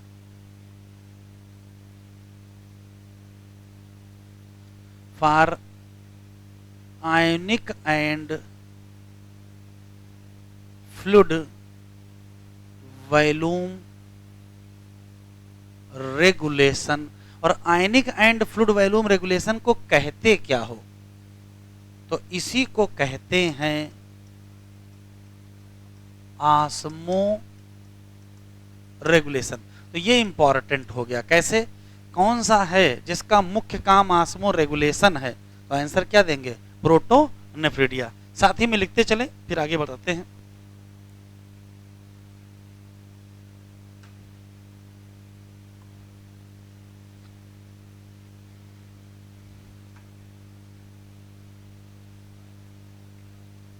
सिफेलोकार्डेट का एग्जाम्पल ही लिखा है एम्फियोक्सस। ये कार्डेटा तीन प्रकार के होते हैं, यूरोकार्डेट, सिफेलोकार्डेट और वर्टिब्रेट। तो कार्डेट तीन होते हैं, यूरो और सिफेलो और वर्टिब्रेट। तो ये सिफेलो में है।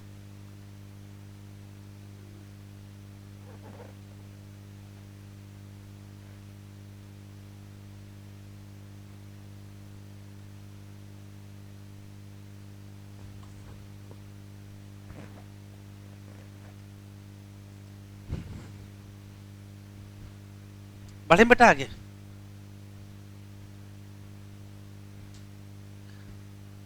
नॉन कार्डेट विद प्रोटोनेफ्रीडिया, तो प्लेटीहेल्मिन्थ, सम एनालिड्स एंड कौन, रोटीफर्स। कार्डेट विद प्रोटोनेफ्रीडिया कौन, तो सिफेलोकार्डेट थोड़े ऑप्शन देगा, ऑप्शन देगा एम्फियोक्सस। एम्फियोक्सस क्या है, एक कार्डेट है लेकिन उसमें क्या है, प्रोटोनेफ्रीडिया। आगे बढ़े। हाँ, लैंसलेट भी इसका नाम है, इसका नाम ब्रांचियोस्टोमा भी है। तो अब सारे नाम यहां नहीं लिखेंगे, एनिमल किंगडम में ही रखेंगे वरना फिर खिचड़ी हो जाएगी। बढ़े। आराम से बताएं कौन सा एक्सक्रीटरी प्रोडक्ट है जो एक्सक्रीटरी प्रोडक्ट के साथ ऑस्मो रेगुलेटर का भी काम करता है? यूरिया। और कौन सा एक्सक्रीटरी ऑर्गन है जो एक्सक्रीशन के साथ ऑस्मो रेगुलेशन करता है? प्रोटोनेफ्रिडिया। अभी तक तो यही है, अभी आगे और मिलेंगे। बढ़े हम लोग। अच्छा ये बताओ, किडनी ऑस्मो रेगुलेशन करती कि नहीं करती है? तो किडनी का भी यही दो काम है, एक्सक्रीशन भी करेंगे और ऑस्मो रेगुलेशन भी करेंगे। बढ़ाएं बेटा। दूसरा ऑर्गन है नेफ्रीडिया। लिखते चलेंगे हमारे साथ ही। ये टिब्यूलर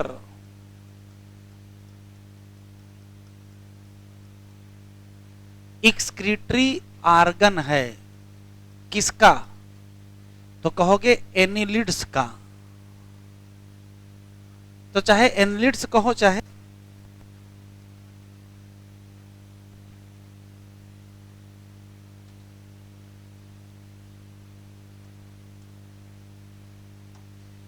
एनिलिड्स का, और या क्या कहो अर्थवर्म का। तीसरा एक्सक्रीटरी ऑर्गन है मालपीजियन। क्या? कार्पसेल्स। जरा चूकोगे गलत हो जाएगा। एक होता है मार्पिजियल टिब्यूल और एक होता है मार्पिजियन कार्पसेल्स। जोश में जल्दी में रहते हो, लिखा होगा Malpighian corpuscles are excretory organ of insect. सही है। मार्पिजियन कौन सा है? टिब्यूल। किसका है? Excretory organ. किसका? तो एनसीईआरटी में जो लिखा है मोस्ट ऑफ इंसेक्ट, या उसी में क्या आया जो लिखा वही लिखिए, इंक्लूडिंग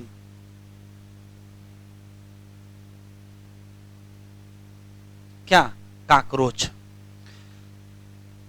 बस खास बात सुन लीजिए, चाहे नेफ्रीडिया की चर्चा हो रही हो और चाहे मालपीजियन टिब्यूल की चर्चा हो रही हो, इन दोनों में एक कॉमन बात है। ये काहे के लिए है? तो कहोगे ये एक्सक्रीशन तो करेंगे ही। किसका?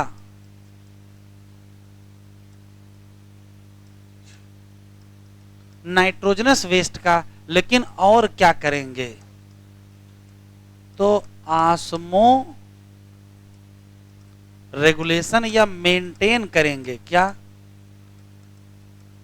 फ्लूइड। और कौन सी चीज? आयनिक। अब बताओ कौन कौन है या कौन है जो ऑस्मो रेगुलेशन करते हैं? तो भैया अभी तक सब पढ़े तो हैं। प्रोटोनेफ्रीडिया भी करता है, नेफ्रीडिया भी करता है और मालपीजियन टिब्यूल भी करता है। कौन है जो एक्सक्रीशन और ऑस्मो रेगुलेशन दोनों करते हैं?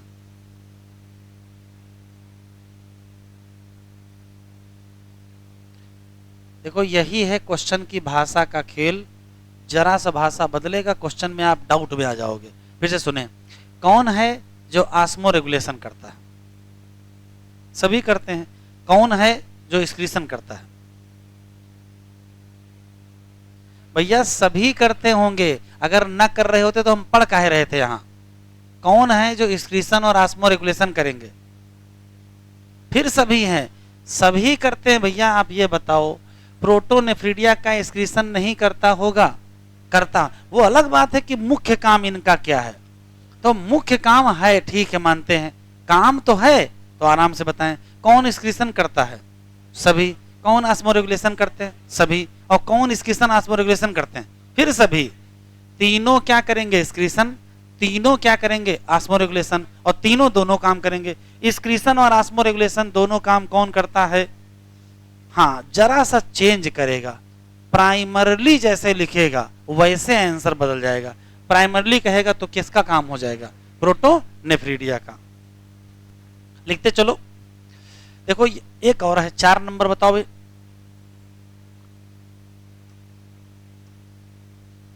कौन सा? तो एंटीनल ग्लैंड, या एक और अच्छा नाम ग्रीन ग्लैंड, किसमें पाई जाती है? क्रस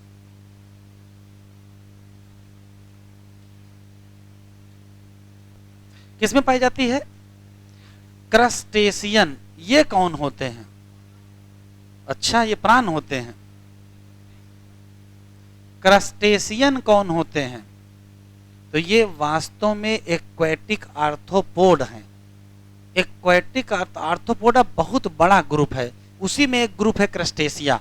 क्रस्टेशिया का ही एक एग्जाम्पल है, कौन सा? प्राण, जिसको झींगा मछली कहते हैं। ठीक, ये एनसीईआरटी में दिए हैं। अब हम एक्स्ट्रा लिख लेते हैं, हमारे साथ ही लिखते चलेंगे। अच्छा, ये बताओ, काक्सल ग्लैंड का नाम सुने हो? किसमें है? तो ये दो लोगों में है, हमारे साथ ही लिखते चलेंगे। स्पाइडर और स्कॉर्पियन, मकड़ी और बिच्छू, ये भी किस में आते हैं?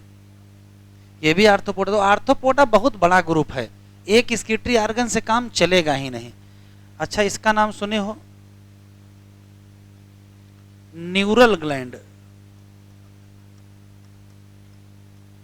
सुने हो कि नहीं? नहीं सुने हो तो सुन लो, लिखा है। ये पाया जाता है यूरोकार्डेट, और यूरोकार्डेट का एग्जाम्पल है हर्डमानिया। यूरोकार्डेट सुने हो? सिफेलोकार्डेट का स्केटरी आर्गन प्रोटोनेफ्रिडिया। तो यूरोकार्डेट का नहीं पूछेगा एग्जामिनर, सिफेलो का दिया है तो यूरो बगल में ही है, तो सिफेलो का कौन सा है? सिफेलो का प्रोटोनेफ्रिडिया, और यूरो का न्यूरल ग्लैंड। अच्छा, ये सुने हो?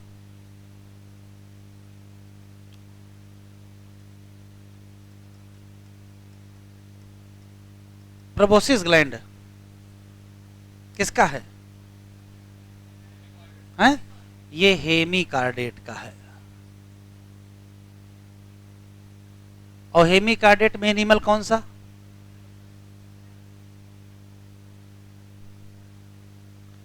एक और क्वेश्चन बताओ, फ्लैट वर्म का स्केटरी आर्गन, फ्लैट वर्म का प्रोटोनेफ्रिडिया, और अर्थवर्म का है नेफ्रिडिया, और राउंड वर्म का। आप सोचो, एग्जामिनर ऐसे सोचेगा नहीं कि भाई फ्लैट वर्म का पता है, अर्थवर्म का पता है, राउंड वर्म से ही सारी दुश्मनी है, तो उसका भी पता होना चाहिए। बताओ, कोई बताएगा? राउंड वर्म का स्केटरी आर्गन। तो 8 नंबर, रेनिथी सेल, नाम सुने हो? किसका है? राउंड वर्म या एस्केलमेंथ। सबसे बढ़िया वो जिसमें स्केटरी आर्गन ही नहीं है, बताओ।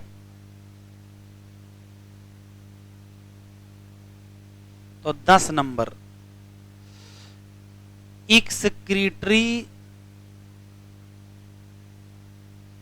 आर्गन एब्सेंट, बताओ। तो आंसर देंगे इकाइनो डरमाटा, माटा ही तो है, मेटा है, माटा, या स्टार फिश। अंग्रेजी के साथ यही सब समस्याएं हैं, उसी को माटा पढ़ो, उसी को माता पढ़ो, उसी को मेटा पढ़ो, चाहे जो पढ़ लो।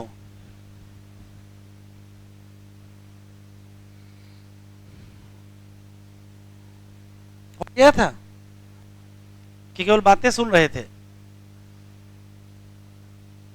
कह रहा सर्वे करो, किसका? एनिमल किंगडम का। सर्वे का मतलब जल्दी जल्दी पन्ने पलट लो, पलट लो। तो कह रहा वैरायटी ऑफ क्या मिलेंगे? स्केटरी स्ट्रक्चर।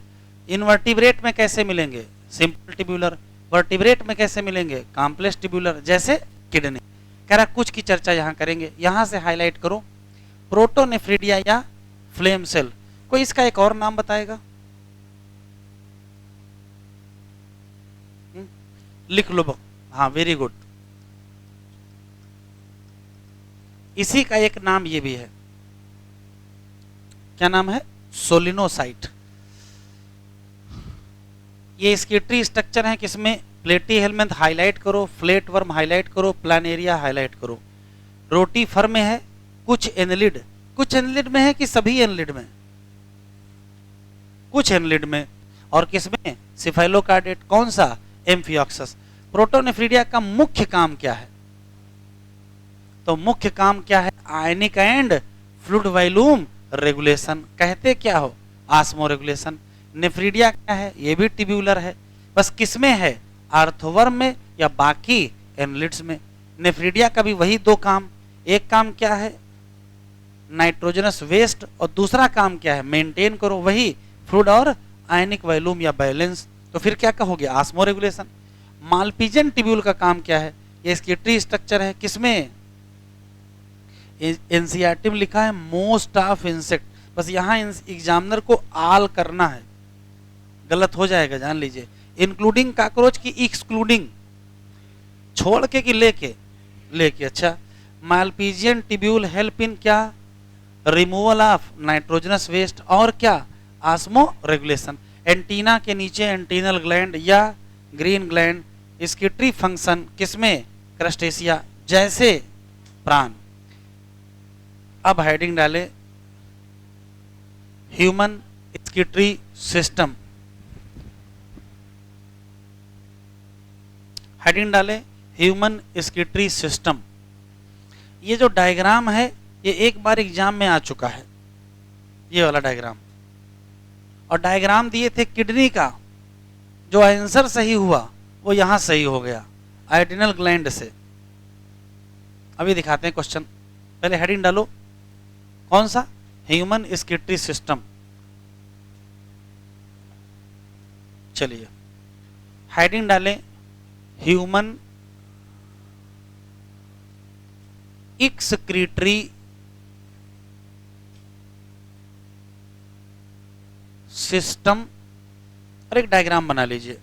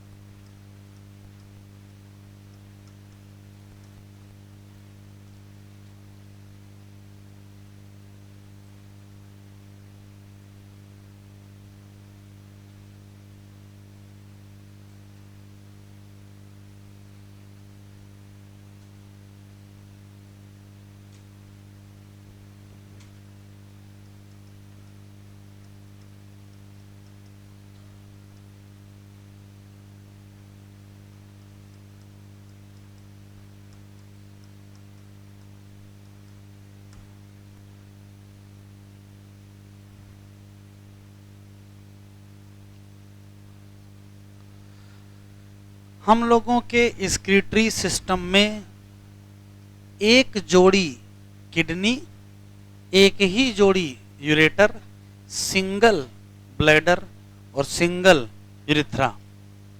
किडनी को अगर ध्यान से भी देखेंगे, डिटेल में आगे पढ़ेंगे, तो किडनी के अंदर दो हिस्से होते हैं, एक क्या होता है,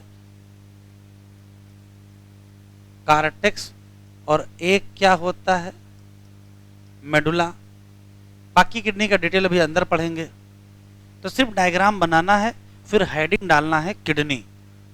तो ह्यूमन स्केटरी सिस्टम में क्या क्या क्या है, तो कहोगे किडनी है, यूरेटर है, ब्लैडर है और यूरेथ्रा है। किडनी के एंटीरियर साइड पर क्या मिलेगी? एड्रिनल ग्लैंड, जिसमें कार्टेक्स भी होता है और मेडुला भी होता है। कार्टेक्स से हार्मोन स्टीरॉयड निकलते हैं और मेडुला से हार्मोन कौन से? कैटाकोलामाइन। तो ये छोटा सा डायग्राम बना लीजिए और हेडिंग डालिए ह्यूमन किडनी। एक क्वेश्चन और बताओ, इसमें से दोनों बराबर हैं, कुछ ऊंचे नीचे हैं? इधर वाली क्या है? नीचे है, तो ये राइट किडनी है।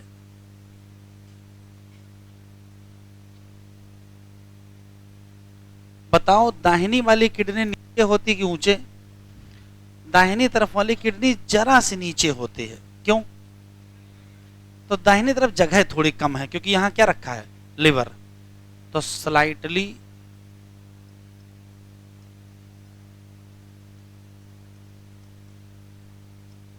Lower than left kidney. क्यों?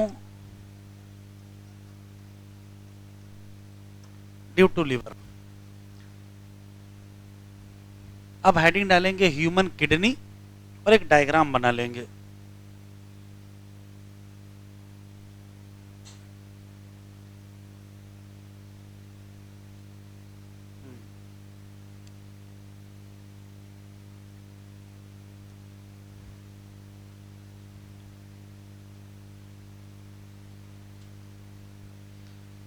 जिस एनसीईआरटी से हम पढ़ा रहे हैं वो 2025-26 वाला वर्जन है। दिखाएं? अच्छा, अभी पहुंचेंगे वहां।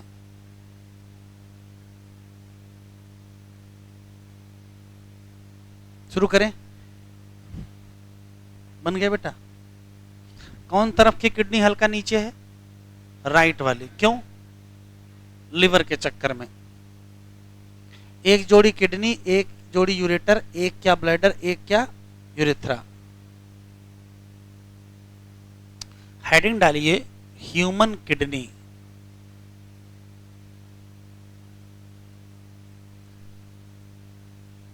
और सुन लीजिए, फिर हमारे साथ लिख लीजिएगा। कितनी किडनी है? 2। कहां पाई जाती हैं? हेड में नहीं, नेक में नहीं, थोरेक्स में नहीं, कहां है?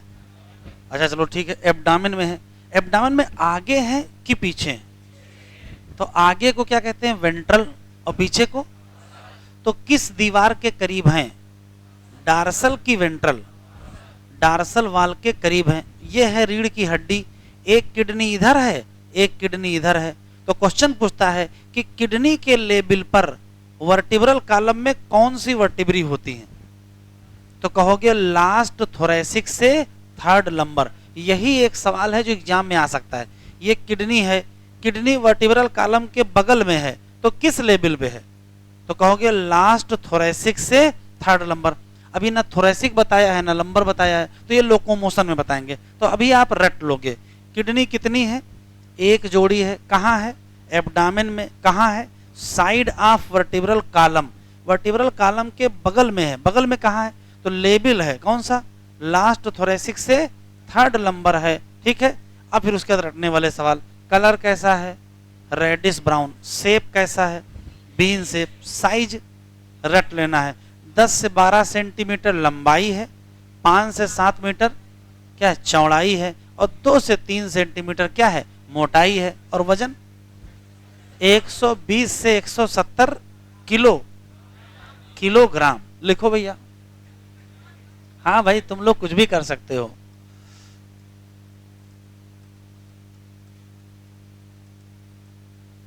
One pair kidney in abdominal, लिखते चलें, कैविटी। और कहां है? At side of vertebral column, at level कौन सा? लास्ट थोरेसिक टू क्या, थर्ड नंबर। अच्छा, किसके करीब है, close to dorsal inner wall. Colour बताओ, रेडिस, अच्छा ठीक है। Shape, bean shape. साइज,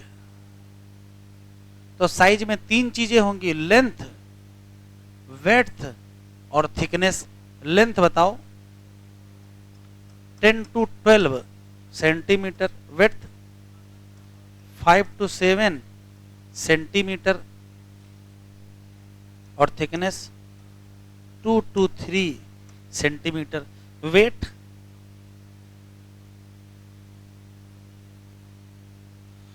120 से 170 ग्राम।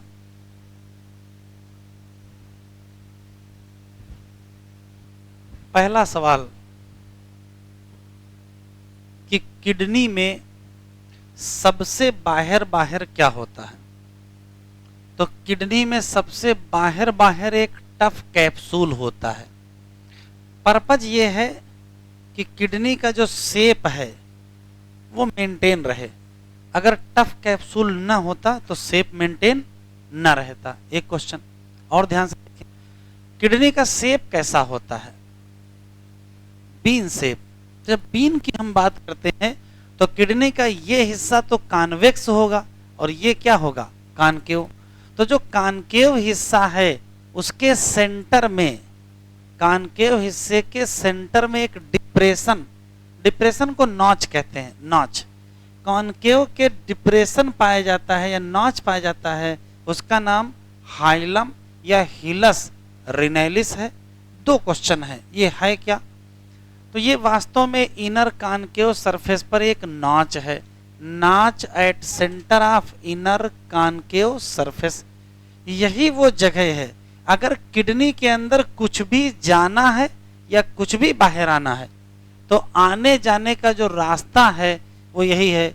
फॉर एंट्री, चाहे यूरेटर की हो, चाहे ब्लड वेसल की हो, चाहे किसकी हो, नर्व की, इनसाइड किडनी। एक और क्वेश्चन, इसी हीलम से क्या निकल के आता है, यूरेटर। और यूरेटर की स्थिति देखिए, यूरेटर जैसे अंदर जाता ऐसे हो जाता है। यूरेटर अंदर डायलेट करता है और एक स्पेस बनाता है, इस स्पेस का नाम पेल्विस या रीनल साइनस क्या है, ब्रॉड फनेल शेप स्पेस। कहाँ है, इनर टू हीलम।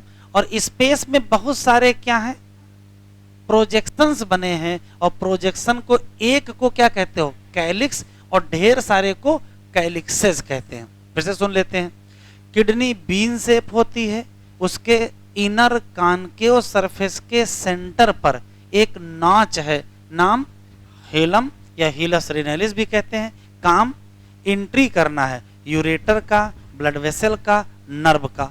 हीलम के अंदर की तरफ देखोगे तो ब्रॉड फनल शेप स्पेस मिलेगा, नाम रीनल पेल्विस या रीनल साइनस। इसमें ढेर सारे क्या होंगे, प्रोजेक्शन, और उसको कहोगे क्या, कैलिक्स या कैलिक्सेस कहोगे।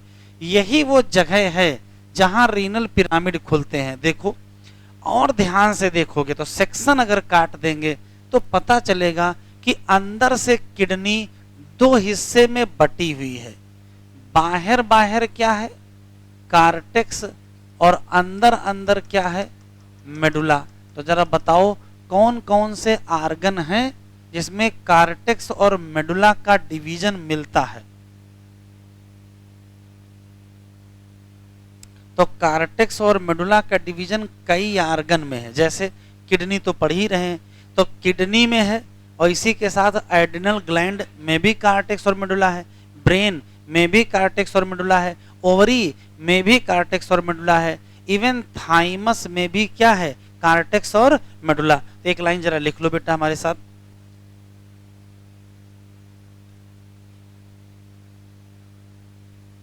कार्टेक्स मेडुला डिवीजन हमको कहां कहां मिलेगा, तो हम कई आर्गन में लिखेंगे, जैसे कि किडनी में मिलेगा, एड्रिनल ग्लैंड में मिलेगा, जैसे कि ओवरी में मिलेगा, जैसे कि ब्रेन में मिलेगा, और जैसे कि थाइमस में मिलेगा। आया हुआ है कार्टेक्स मेडुला डिफरेंशिएशन हमको कहां मिलेगा, तो कार्टेक्स मेडुला डिफरेंशिएशन हमको 4-5 जगह मिलेगा। लिख लो, फिर वापस चलते हैं।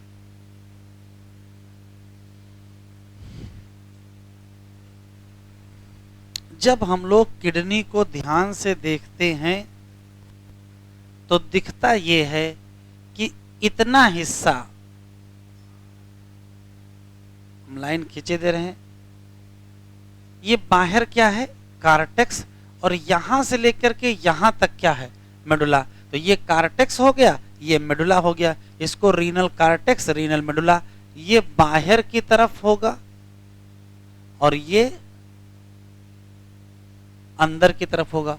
जब और ध्यान से देखेंगे तो किसी रीनल मेडुला में कुछ कोनिकल मास 1 2 3 4 5 6 हमने बनाए, कुछ कोनिकल मास पाए जाते हैं, उन्हीं का नाम रीनल पिरामिड या मेडुलरी पिरामिड होता है। ये हैं क्या, तो कहोगे कोनिकल मास हैं। कहाँ हैं, मेडुला। असली सवाल ये है कि ये आ कहाँ से गए, तो वास्तव में ये बनते कैसे हैं, तो कहोगे कन्वर्जेंस। अब ये कन्वर्जेंस क्या होता है, तो जब कोई चीज ऐसे होती तो उसी को तो कन्वर्ज कहते हैं। तो कन्वर्जेंस होना है किसका, नेफ्रॉन का या उसके टेब्यूल का। अब कैसे कन्वर्जेंस होता भी देखेंगे। एक क्वेश्चन और, कार्टेक्स का वो हिस्सा जो मेडुला में चला जाए, दो पिरामिड के, कार्टेक्स का वो हिस्सा जो मेडुला में चला जाए दो पिरामिड के बीच में, उसका नाम, तो उसे कहोगे रीनल कॉलम ऑफ बर्टनी। एक्सटेंशन है किसका, कार्टेक्स का, किसमें, मेडुला में। कहां, बिटवीन पिरामिड। असली जो सवाल है कि ये पिरामिड आ कहां से गए, तो वो डायग्राम से आपको दिखाई पड़ेगा। इधर देखो, मान लेते हैं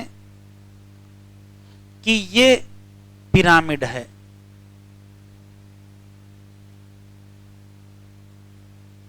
पिरामिड में एक नीचे ओपनिंग होती है और वो कहां खुलती है,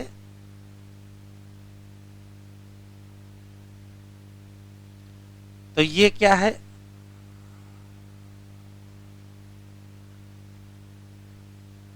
रीनल पिरामिड, और इसकी ओपनिंग का नाम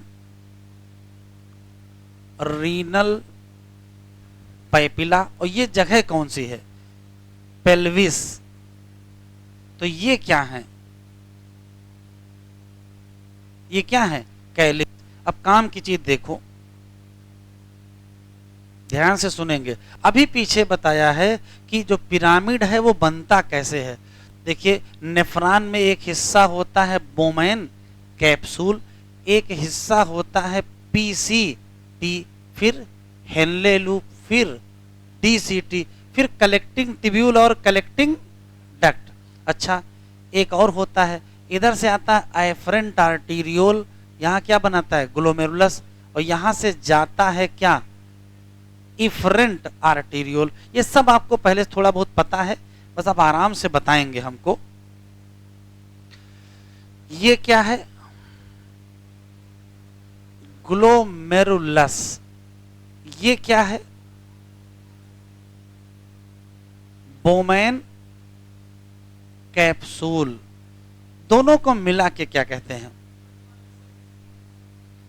तो कहते हैं मालपीजियन बॉडी या कार्पसेल्स, कुछ भी कहते हैं, कोई दिक्कत नहीं। अच्छा, ये क्या है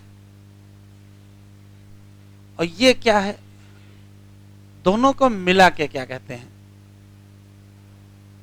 दोनों को मिला के कहते हैं कन्वोल्यूटेड टिब्यूल। अच्छा, ये क्या है, हेनले लूप, और ये क्या है, कलेक्टिंग डक्ट। क्वेश्चन और बताओ तो पुराना, थोड़ा बहुत अगर याद हो, ये एफरेंट आर्टीरियोल है ना, ये क्या है, थोड़ा बहुत अगर पुराना याद हो तो इफरेंट आर्टीरियोल से बनता है कैपिलरी का नेटवर्क, याद है, कैपिलरी का नेटवर्क, और उसी का एक ऐसा नेटवर्क बनता है, इसका नाम वासा रेक्टा। इन कैपिलरीज को क्या कहते हो, इन कैपिलरीज का नाम है पेरी ट्यूबुलर कैपिलरी। क्या नाम है, पेरी ट्यूबुलर कैपिलरी। ये डायग्राम बनाए क्यों है, क्योंकि एक क्वेश्चन आया बहुत बढ़िया। चलो पेज नंबर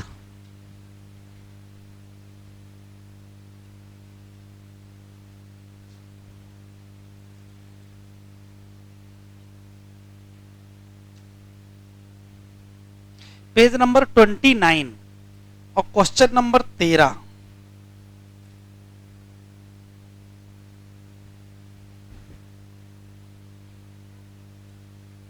और कोई किसी की मदद नहीं करेगा, अपना लगाओ।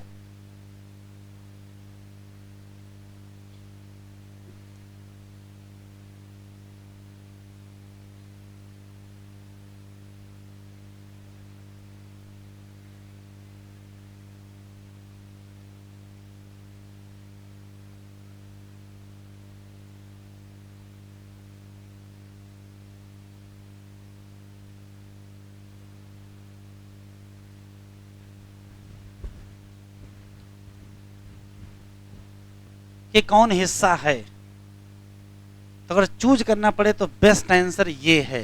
जानते तो क्या हुआ है, ढेर सारी कलेक्टिंग डक्ट ऐसे कन्वर्ज होती चली गई तो क्या बन गया, तो पिरामिड बन गया। तो पिरामिड रियल में किससे बना है, तो कहोगे कलेक्टिंग डक्ट से बना है। लिख लो, फिर एनसीईआरटी खोल लो, बैक करें, बैक।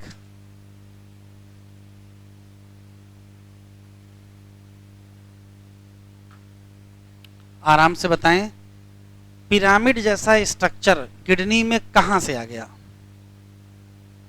तो कहोगे नेफ्रॉन और उसके टिब्यूल क्या कर गए हैं, कन्वर्ज कर गए हैं।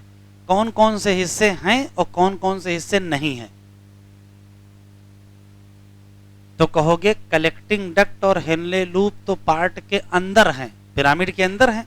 और कौन से नहीं है, तो ना तो ग्लोमेरुलस है, ना तो बोमेन कैप्सूल है, ना तो पीसीटी है, ना तो डीसीटी है। हाँ, पेरी ट्यूबुलर कैपिलरी का भी कुछ हिस्सा पिरामिड में है। किस फॉर्म में, वासा रेक्टा के फॉर्म में।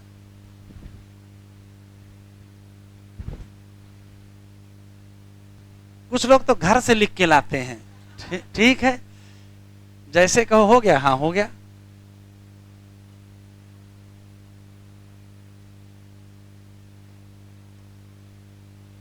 चलो, ये डायग्राम अच्छा है, एग्जाम में आ सकता है। स्किटरी सिस्टम में केवल गिनती करवा रहा, एक क्या है किडनी, एक जोड़ी क्या है यूरेटर, एक क्या है ब्लैडर, एक क्या है यूरिथ्रा। कह रहा फिगर देख लो, देख लिया कैसा है, रेडिश ब्राउन, कैसा है बीन शेप, कुछ नहीं पूछेगा, कहां सिचुएटेड है, टिक कर लो, ये इंपॉर्टेंट है। कहां से, लास्ट थोरेसिक से थर्ड नंबर। कहो किडनी की पोजीशन नहीं बदले एनसीईआरटी वाले, है ना, कुछ भी कर सकते थे। वर्टिब्रा क्लोज टू द किसके करीब है, हाँ कहो वेंट्रल कर दें, आगे किडनी हो जाए, पीछे बाकी चीजें फिट कर दें। डार्सल इनर वाल एब्डामेन में, ईच किडनी का साइज तो 10 से 12 सेंटीमीटर, 5 से 7 सेंटीमीटर, 2 से 3, वजन 120 से 170। ये टिक करो। फिर किधर, टुवर्ड सेंटर, कहाँ, इनर, कानकेव की कॉन्वेक्स, कानकेव, क्या मिलेगा, किडनी नाच, नाच का नाम हाइलम, विच क्या जाएगा, यूरेटर, ब्लड वेसल और क्या, nerve. Inner to the hilum, broad funnel shape space, नाम रीनल पेल्विस, जिसमें प्रोजेक्शन, नाम कैलिक्स, सिंगल का नाम calyx. Outer surface, outer layer of kidney कैसी होती है, टफ कैप्सूल। अंदर से कितने जोन, 2, आउटर का नाम कार्टेक्स, इनर का नाम मेडुला। मेडुला डिवाइड होता है कितने, कुछ। कुछ की संख्या बताओ। तो कुछ की संख्या है 6 से 8। और होमवर्क है, पता करो कि किसकी किडनी में पिरामिड नहीं पाए जाते हैं। फ्यू कोनिकल मास, नाम क्या, मेडलरी पिरामिड। प्रोजेक्शन क्या नाम, कैलिक्स या कैलिक्सेस। कार्टेक्स एक्सटेंड कर जाएगा किसके बीच, बिटवीन, बिटवीन मेडलरी पिरामिड। नाम क्या, रीनल कॉलम या कॉलम ऑफ बर्टनी। जितना एनसीईआरटी में दिया है उससे वो क्वेश्चन होना नहीं था। कौन सा हिस्सा है जो पिरामिड में है और कौन सा हिस्सा है जो पिरामिड में नहीं है।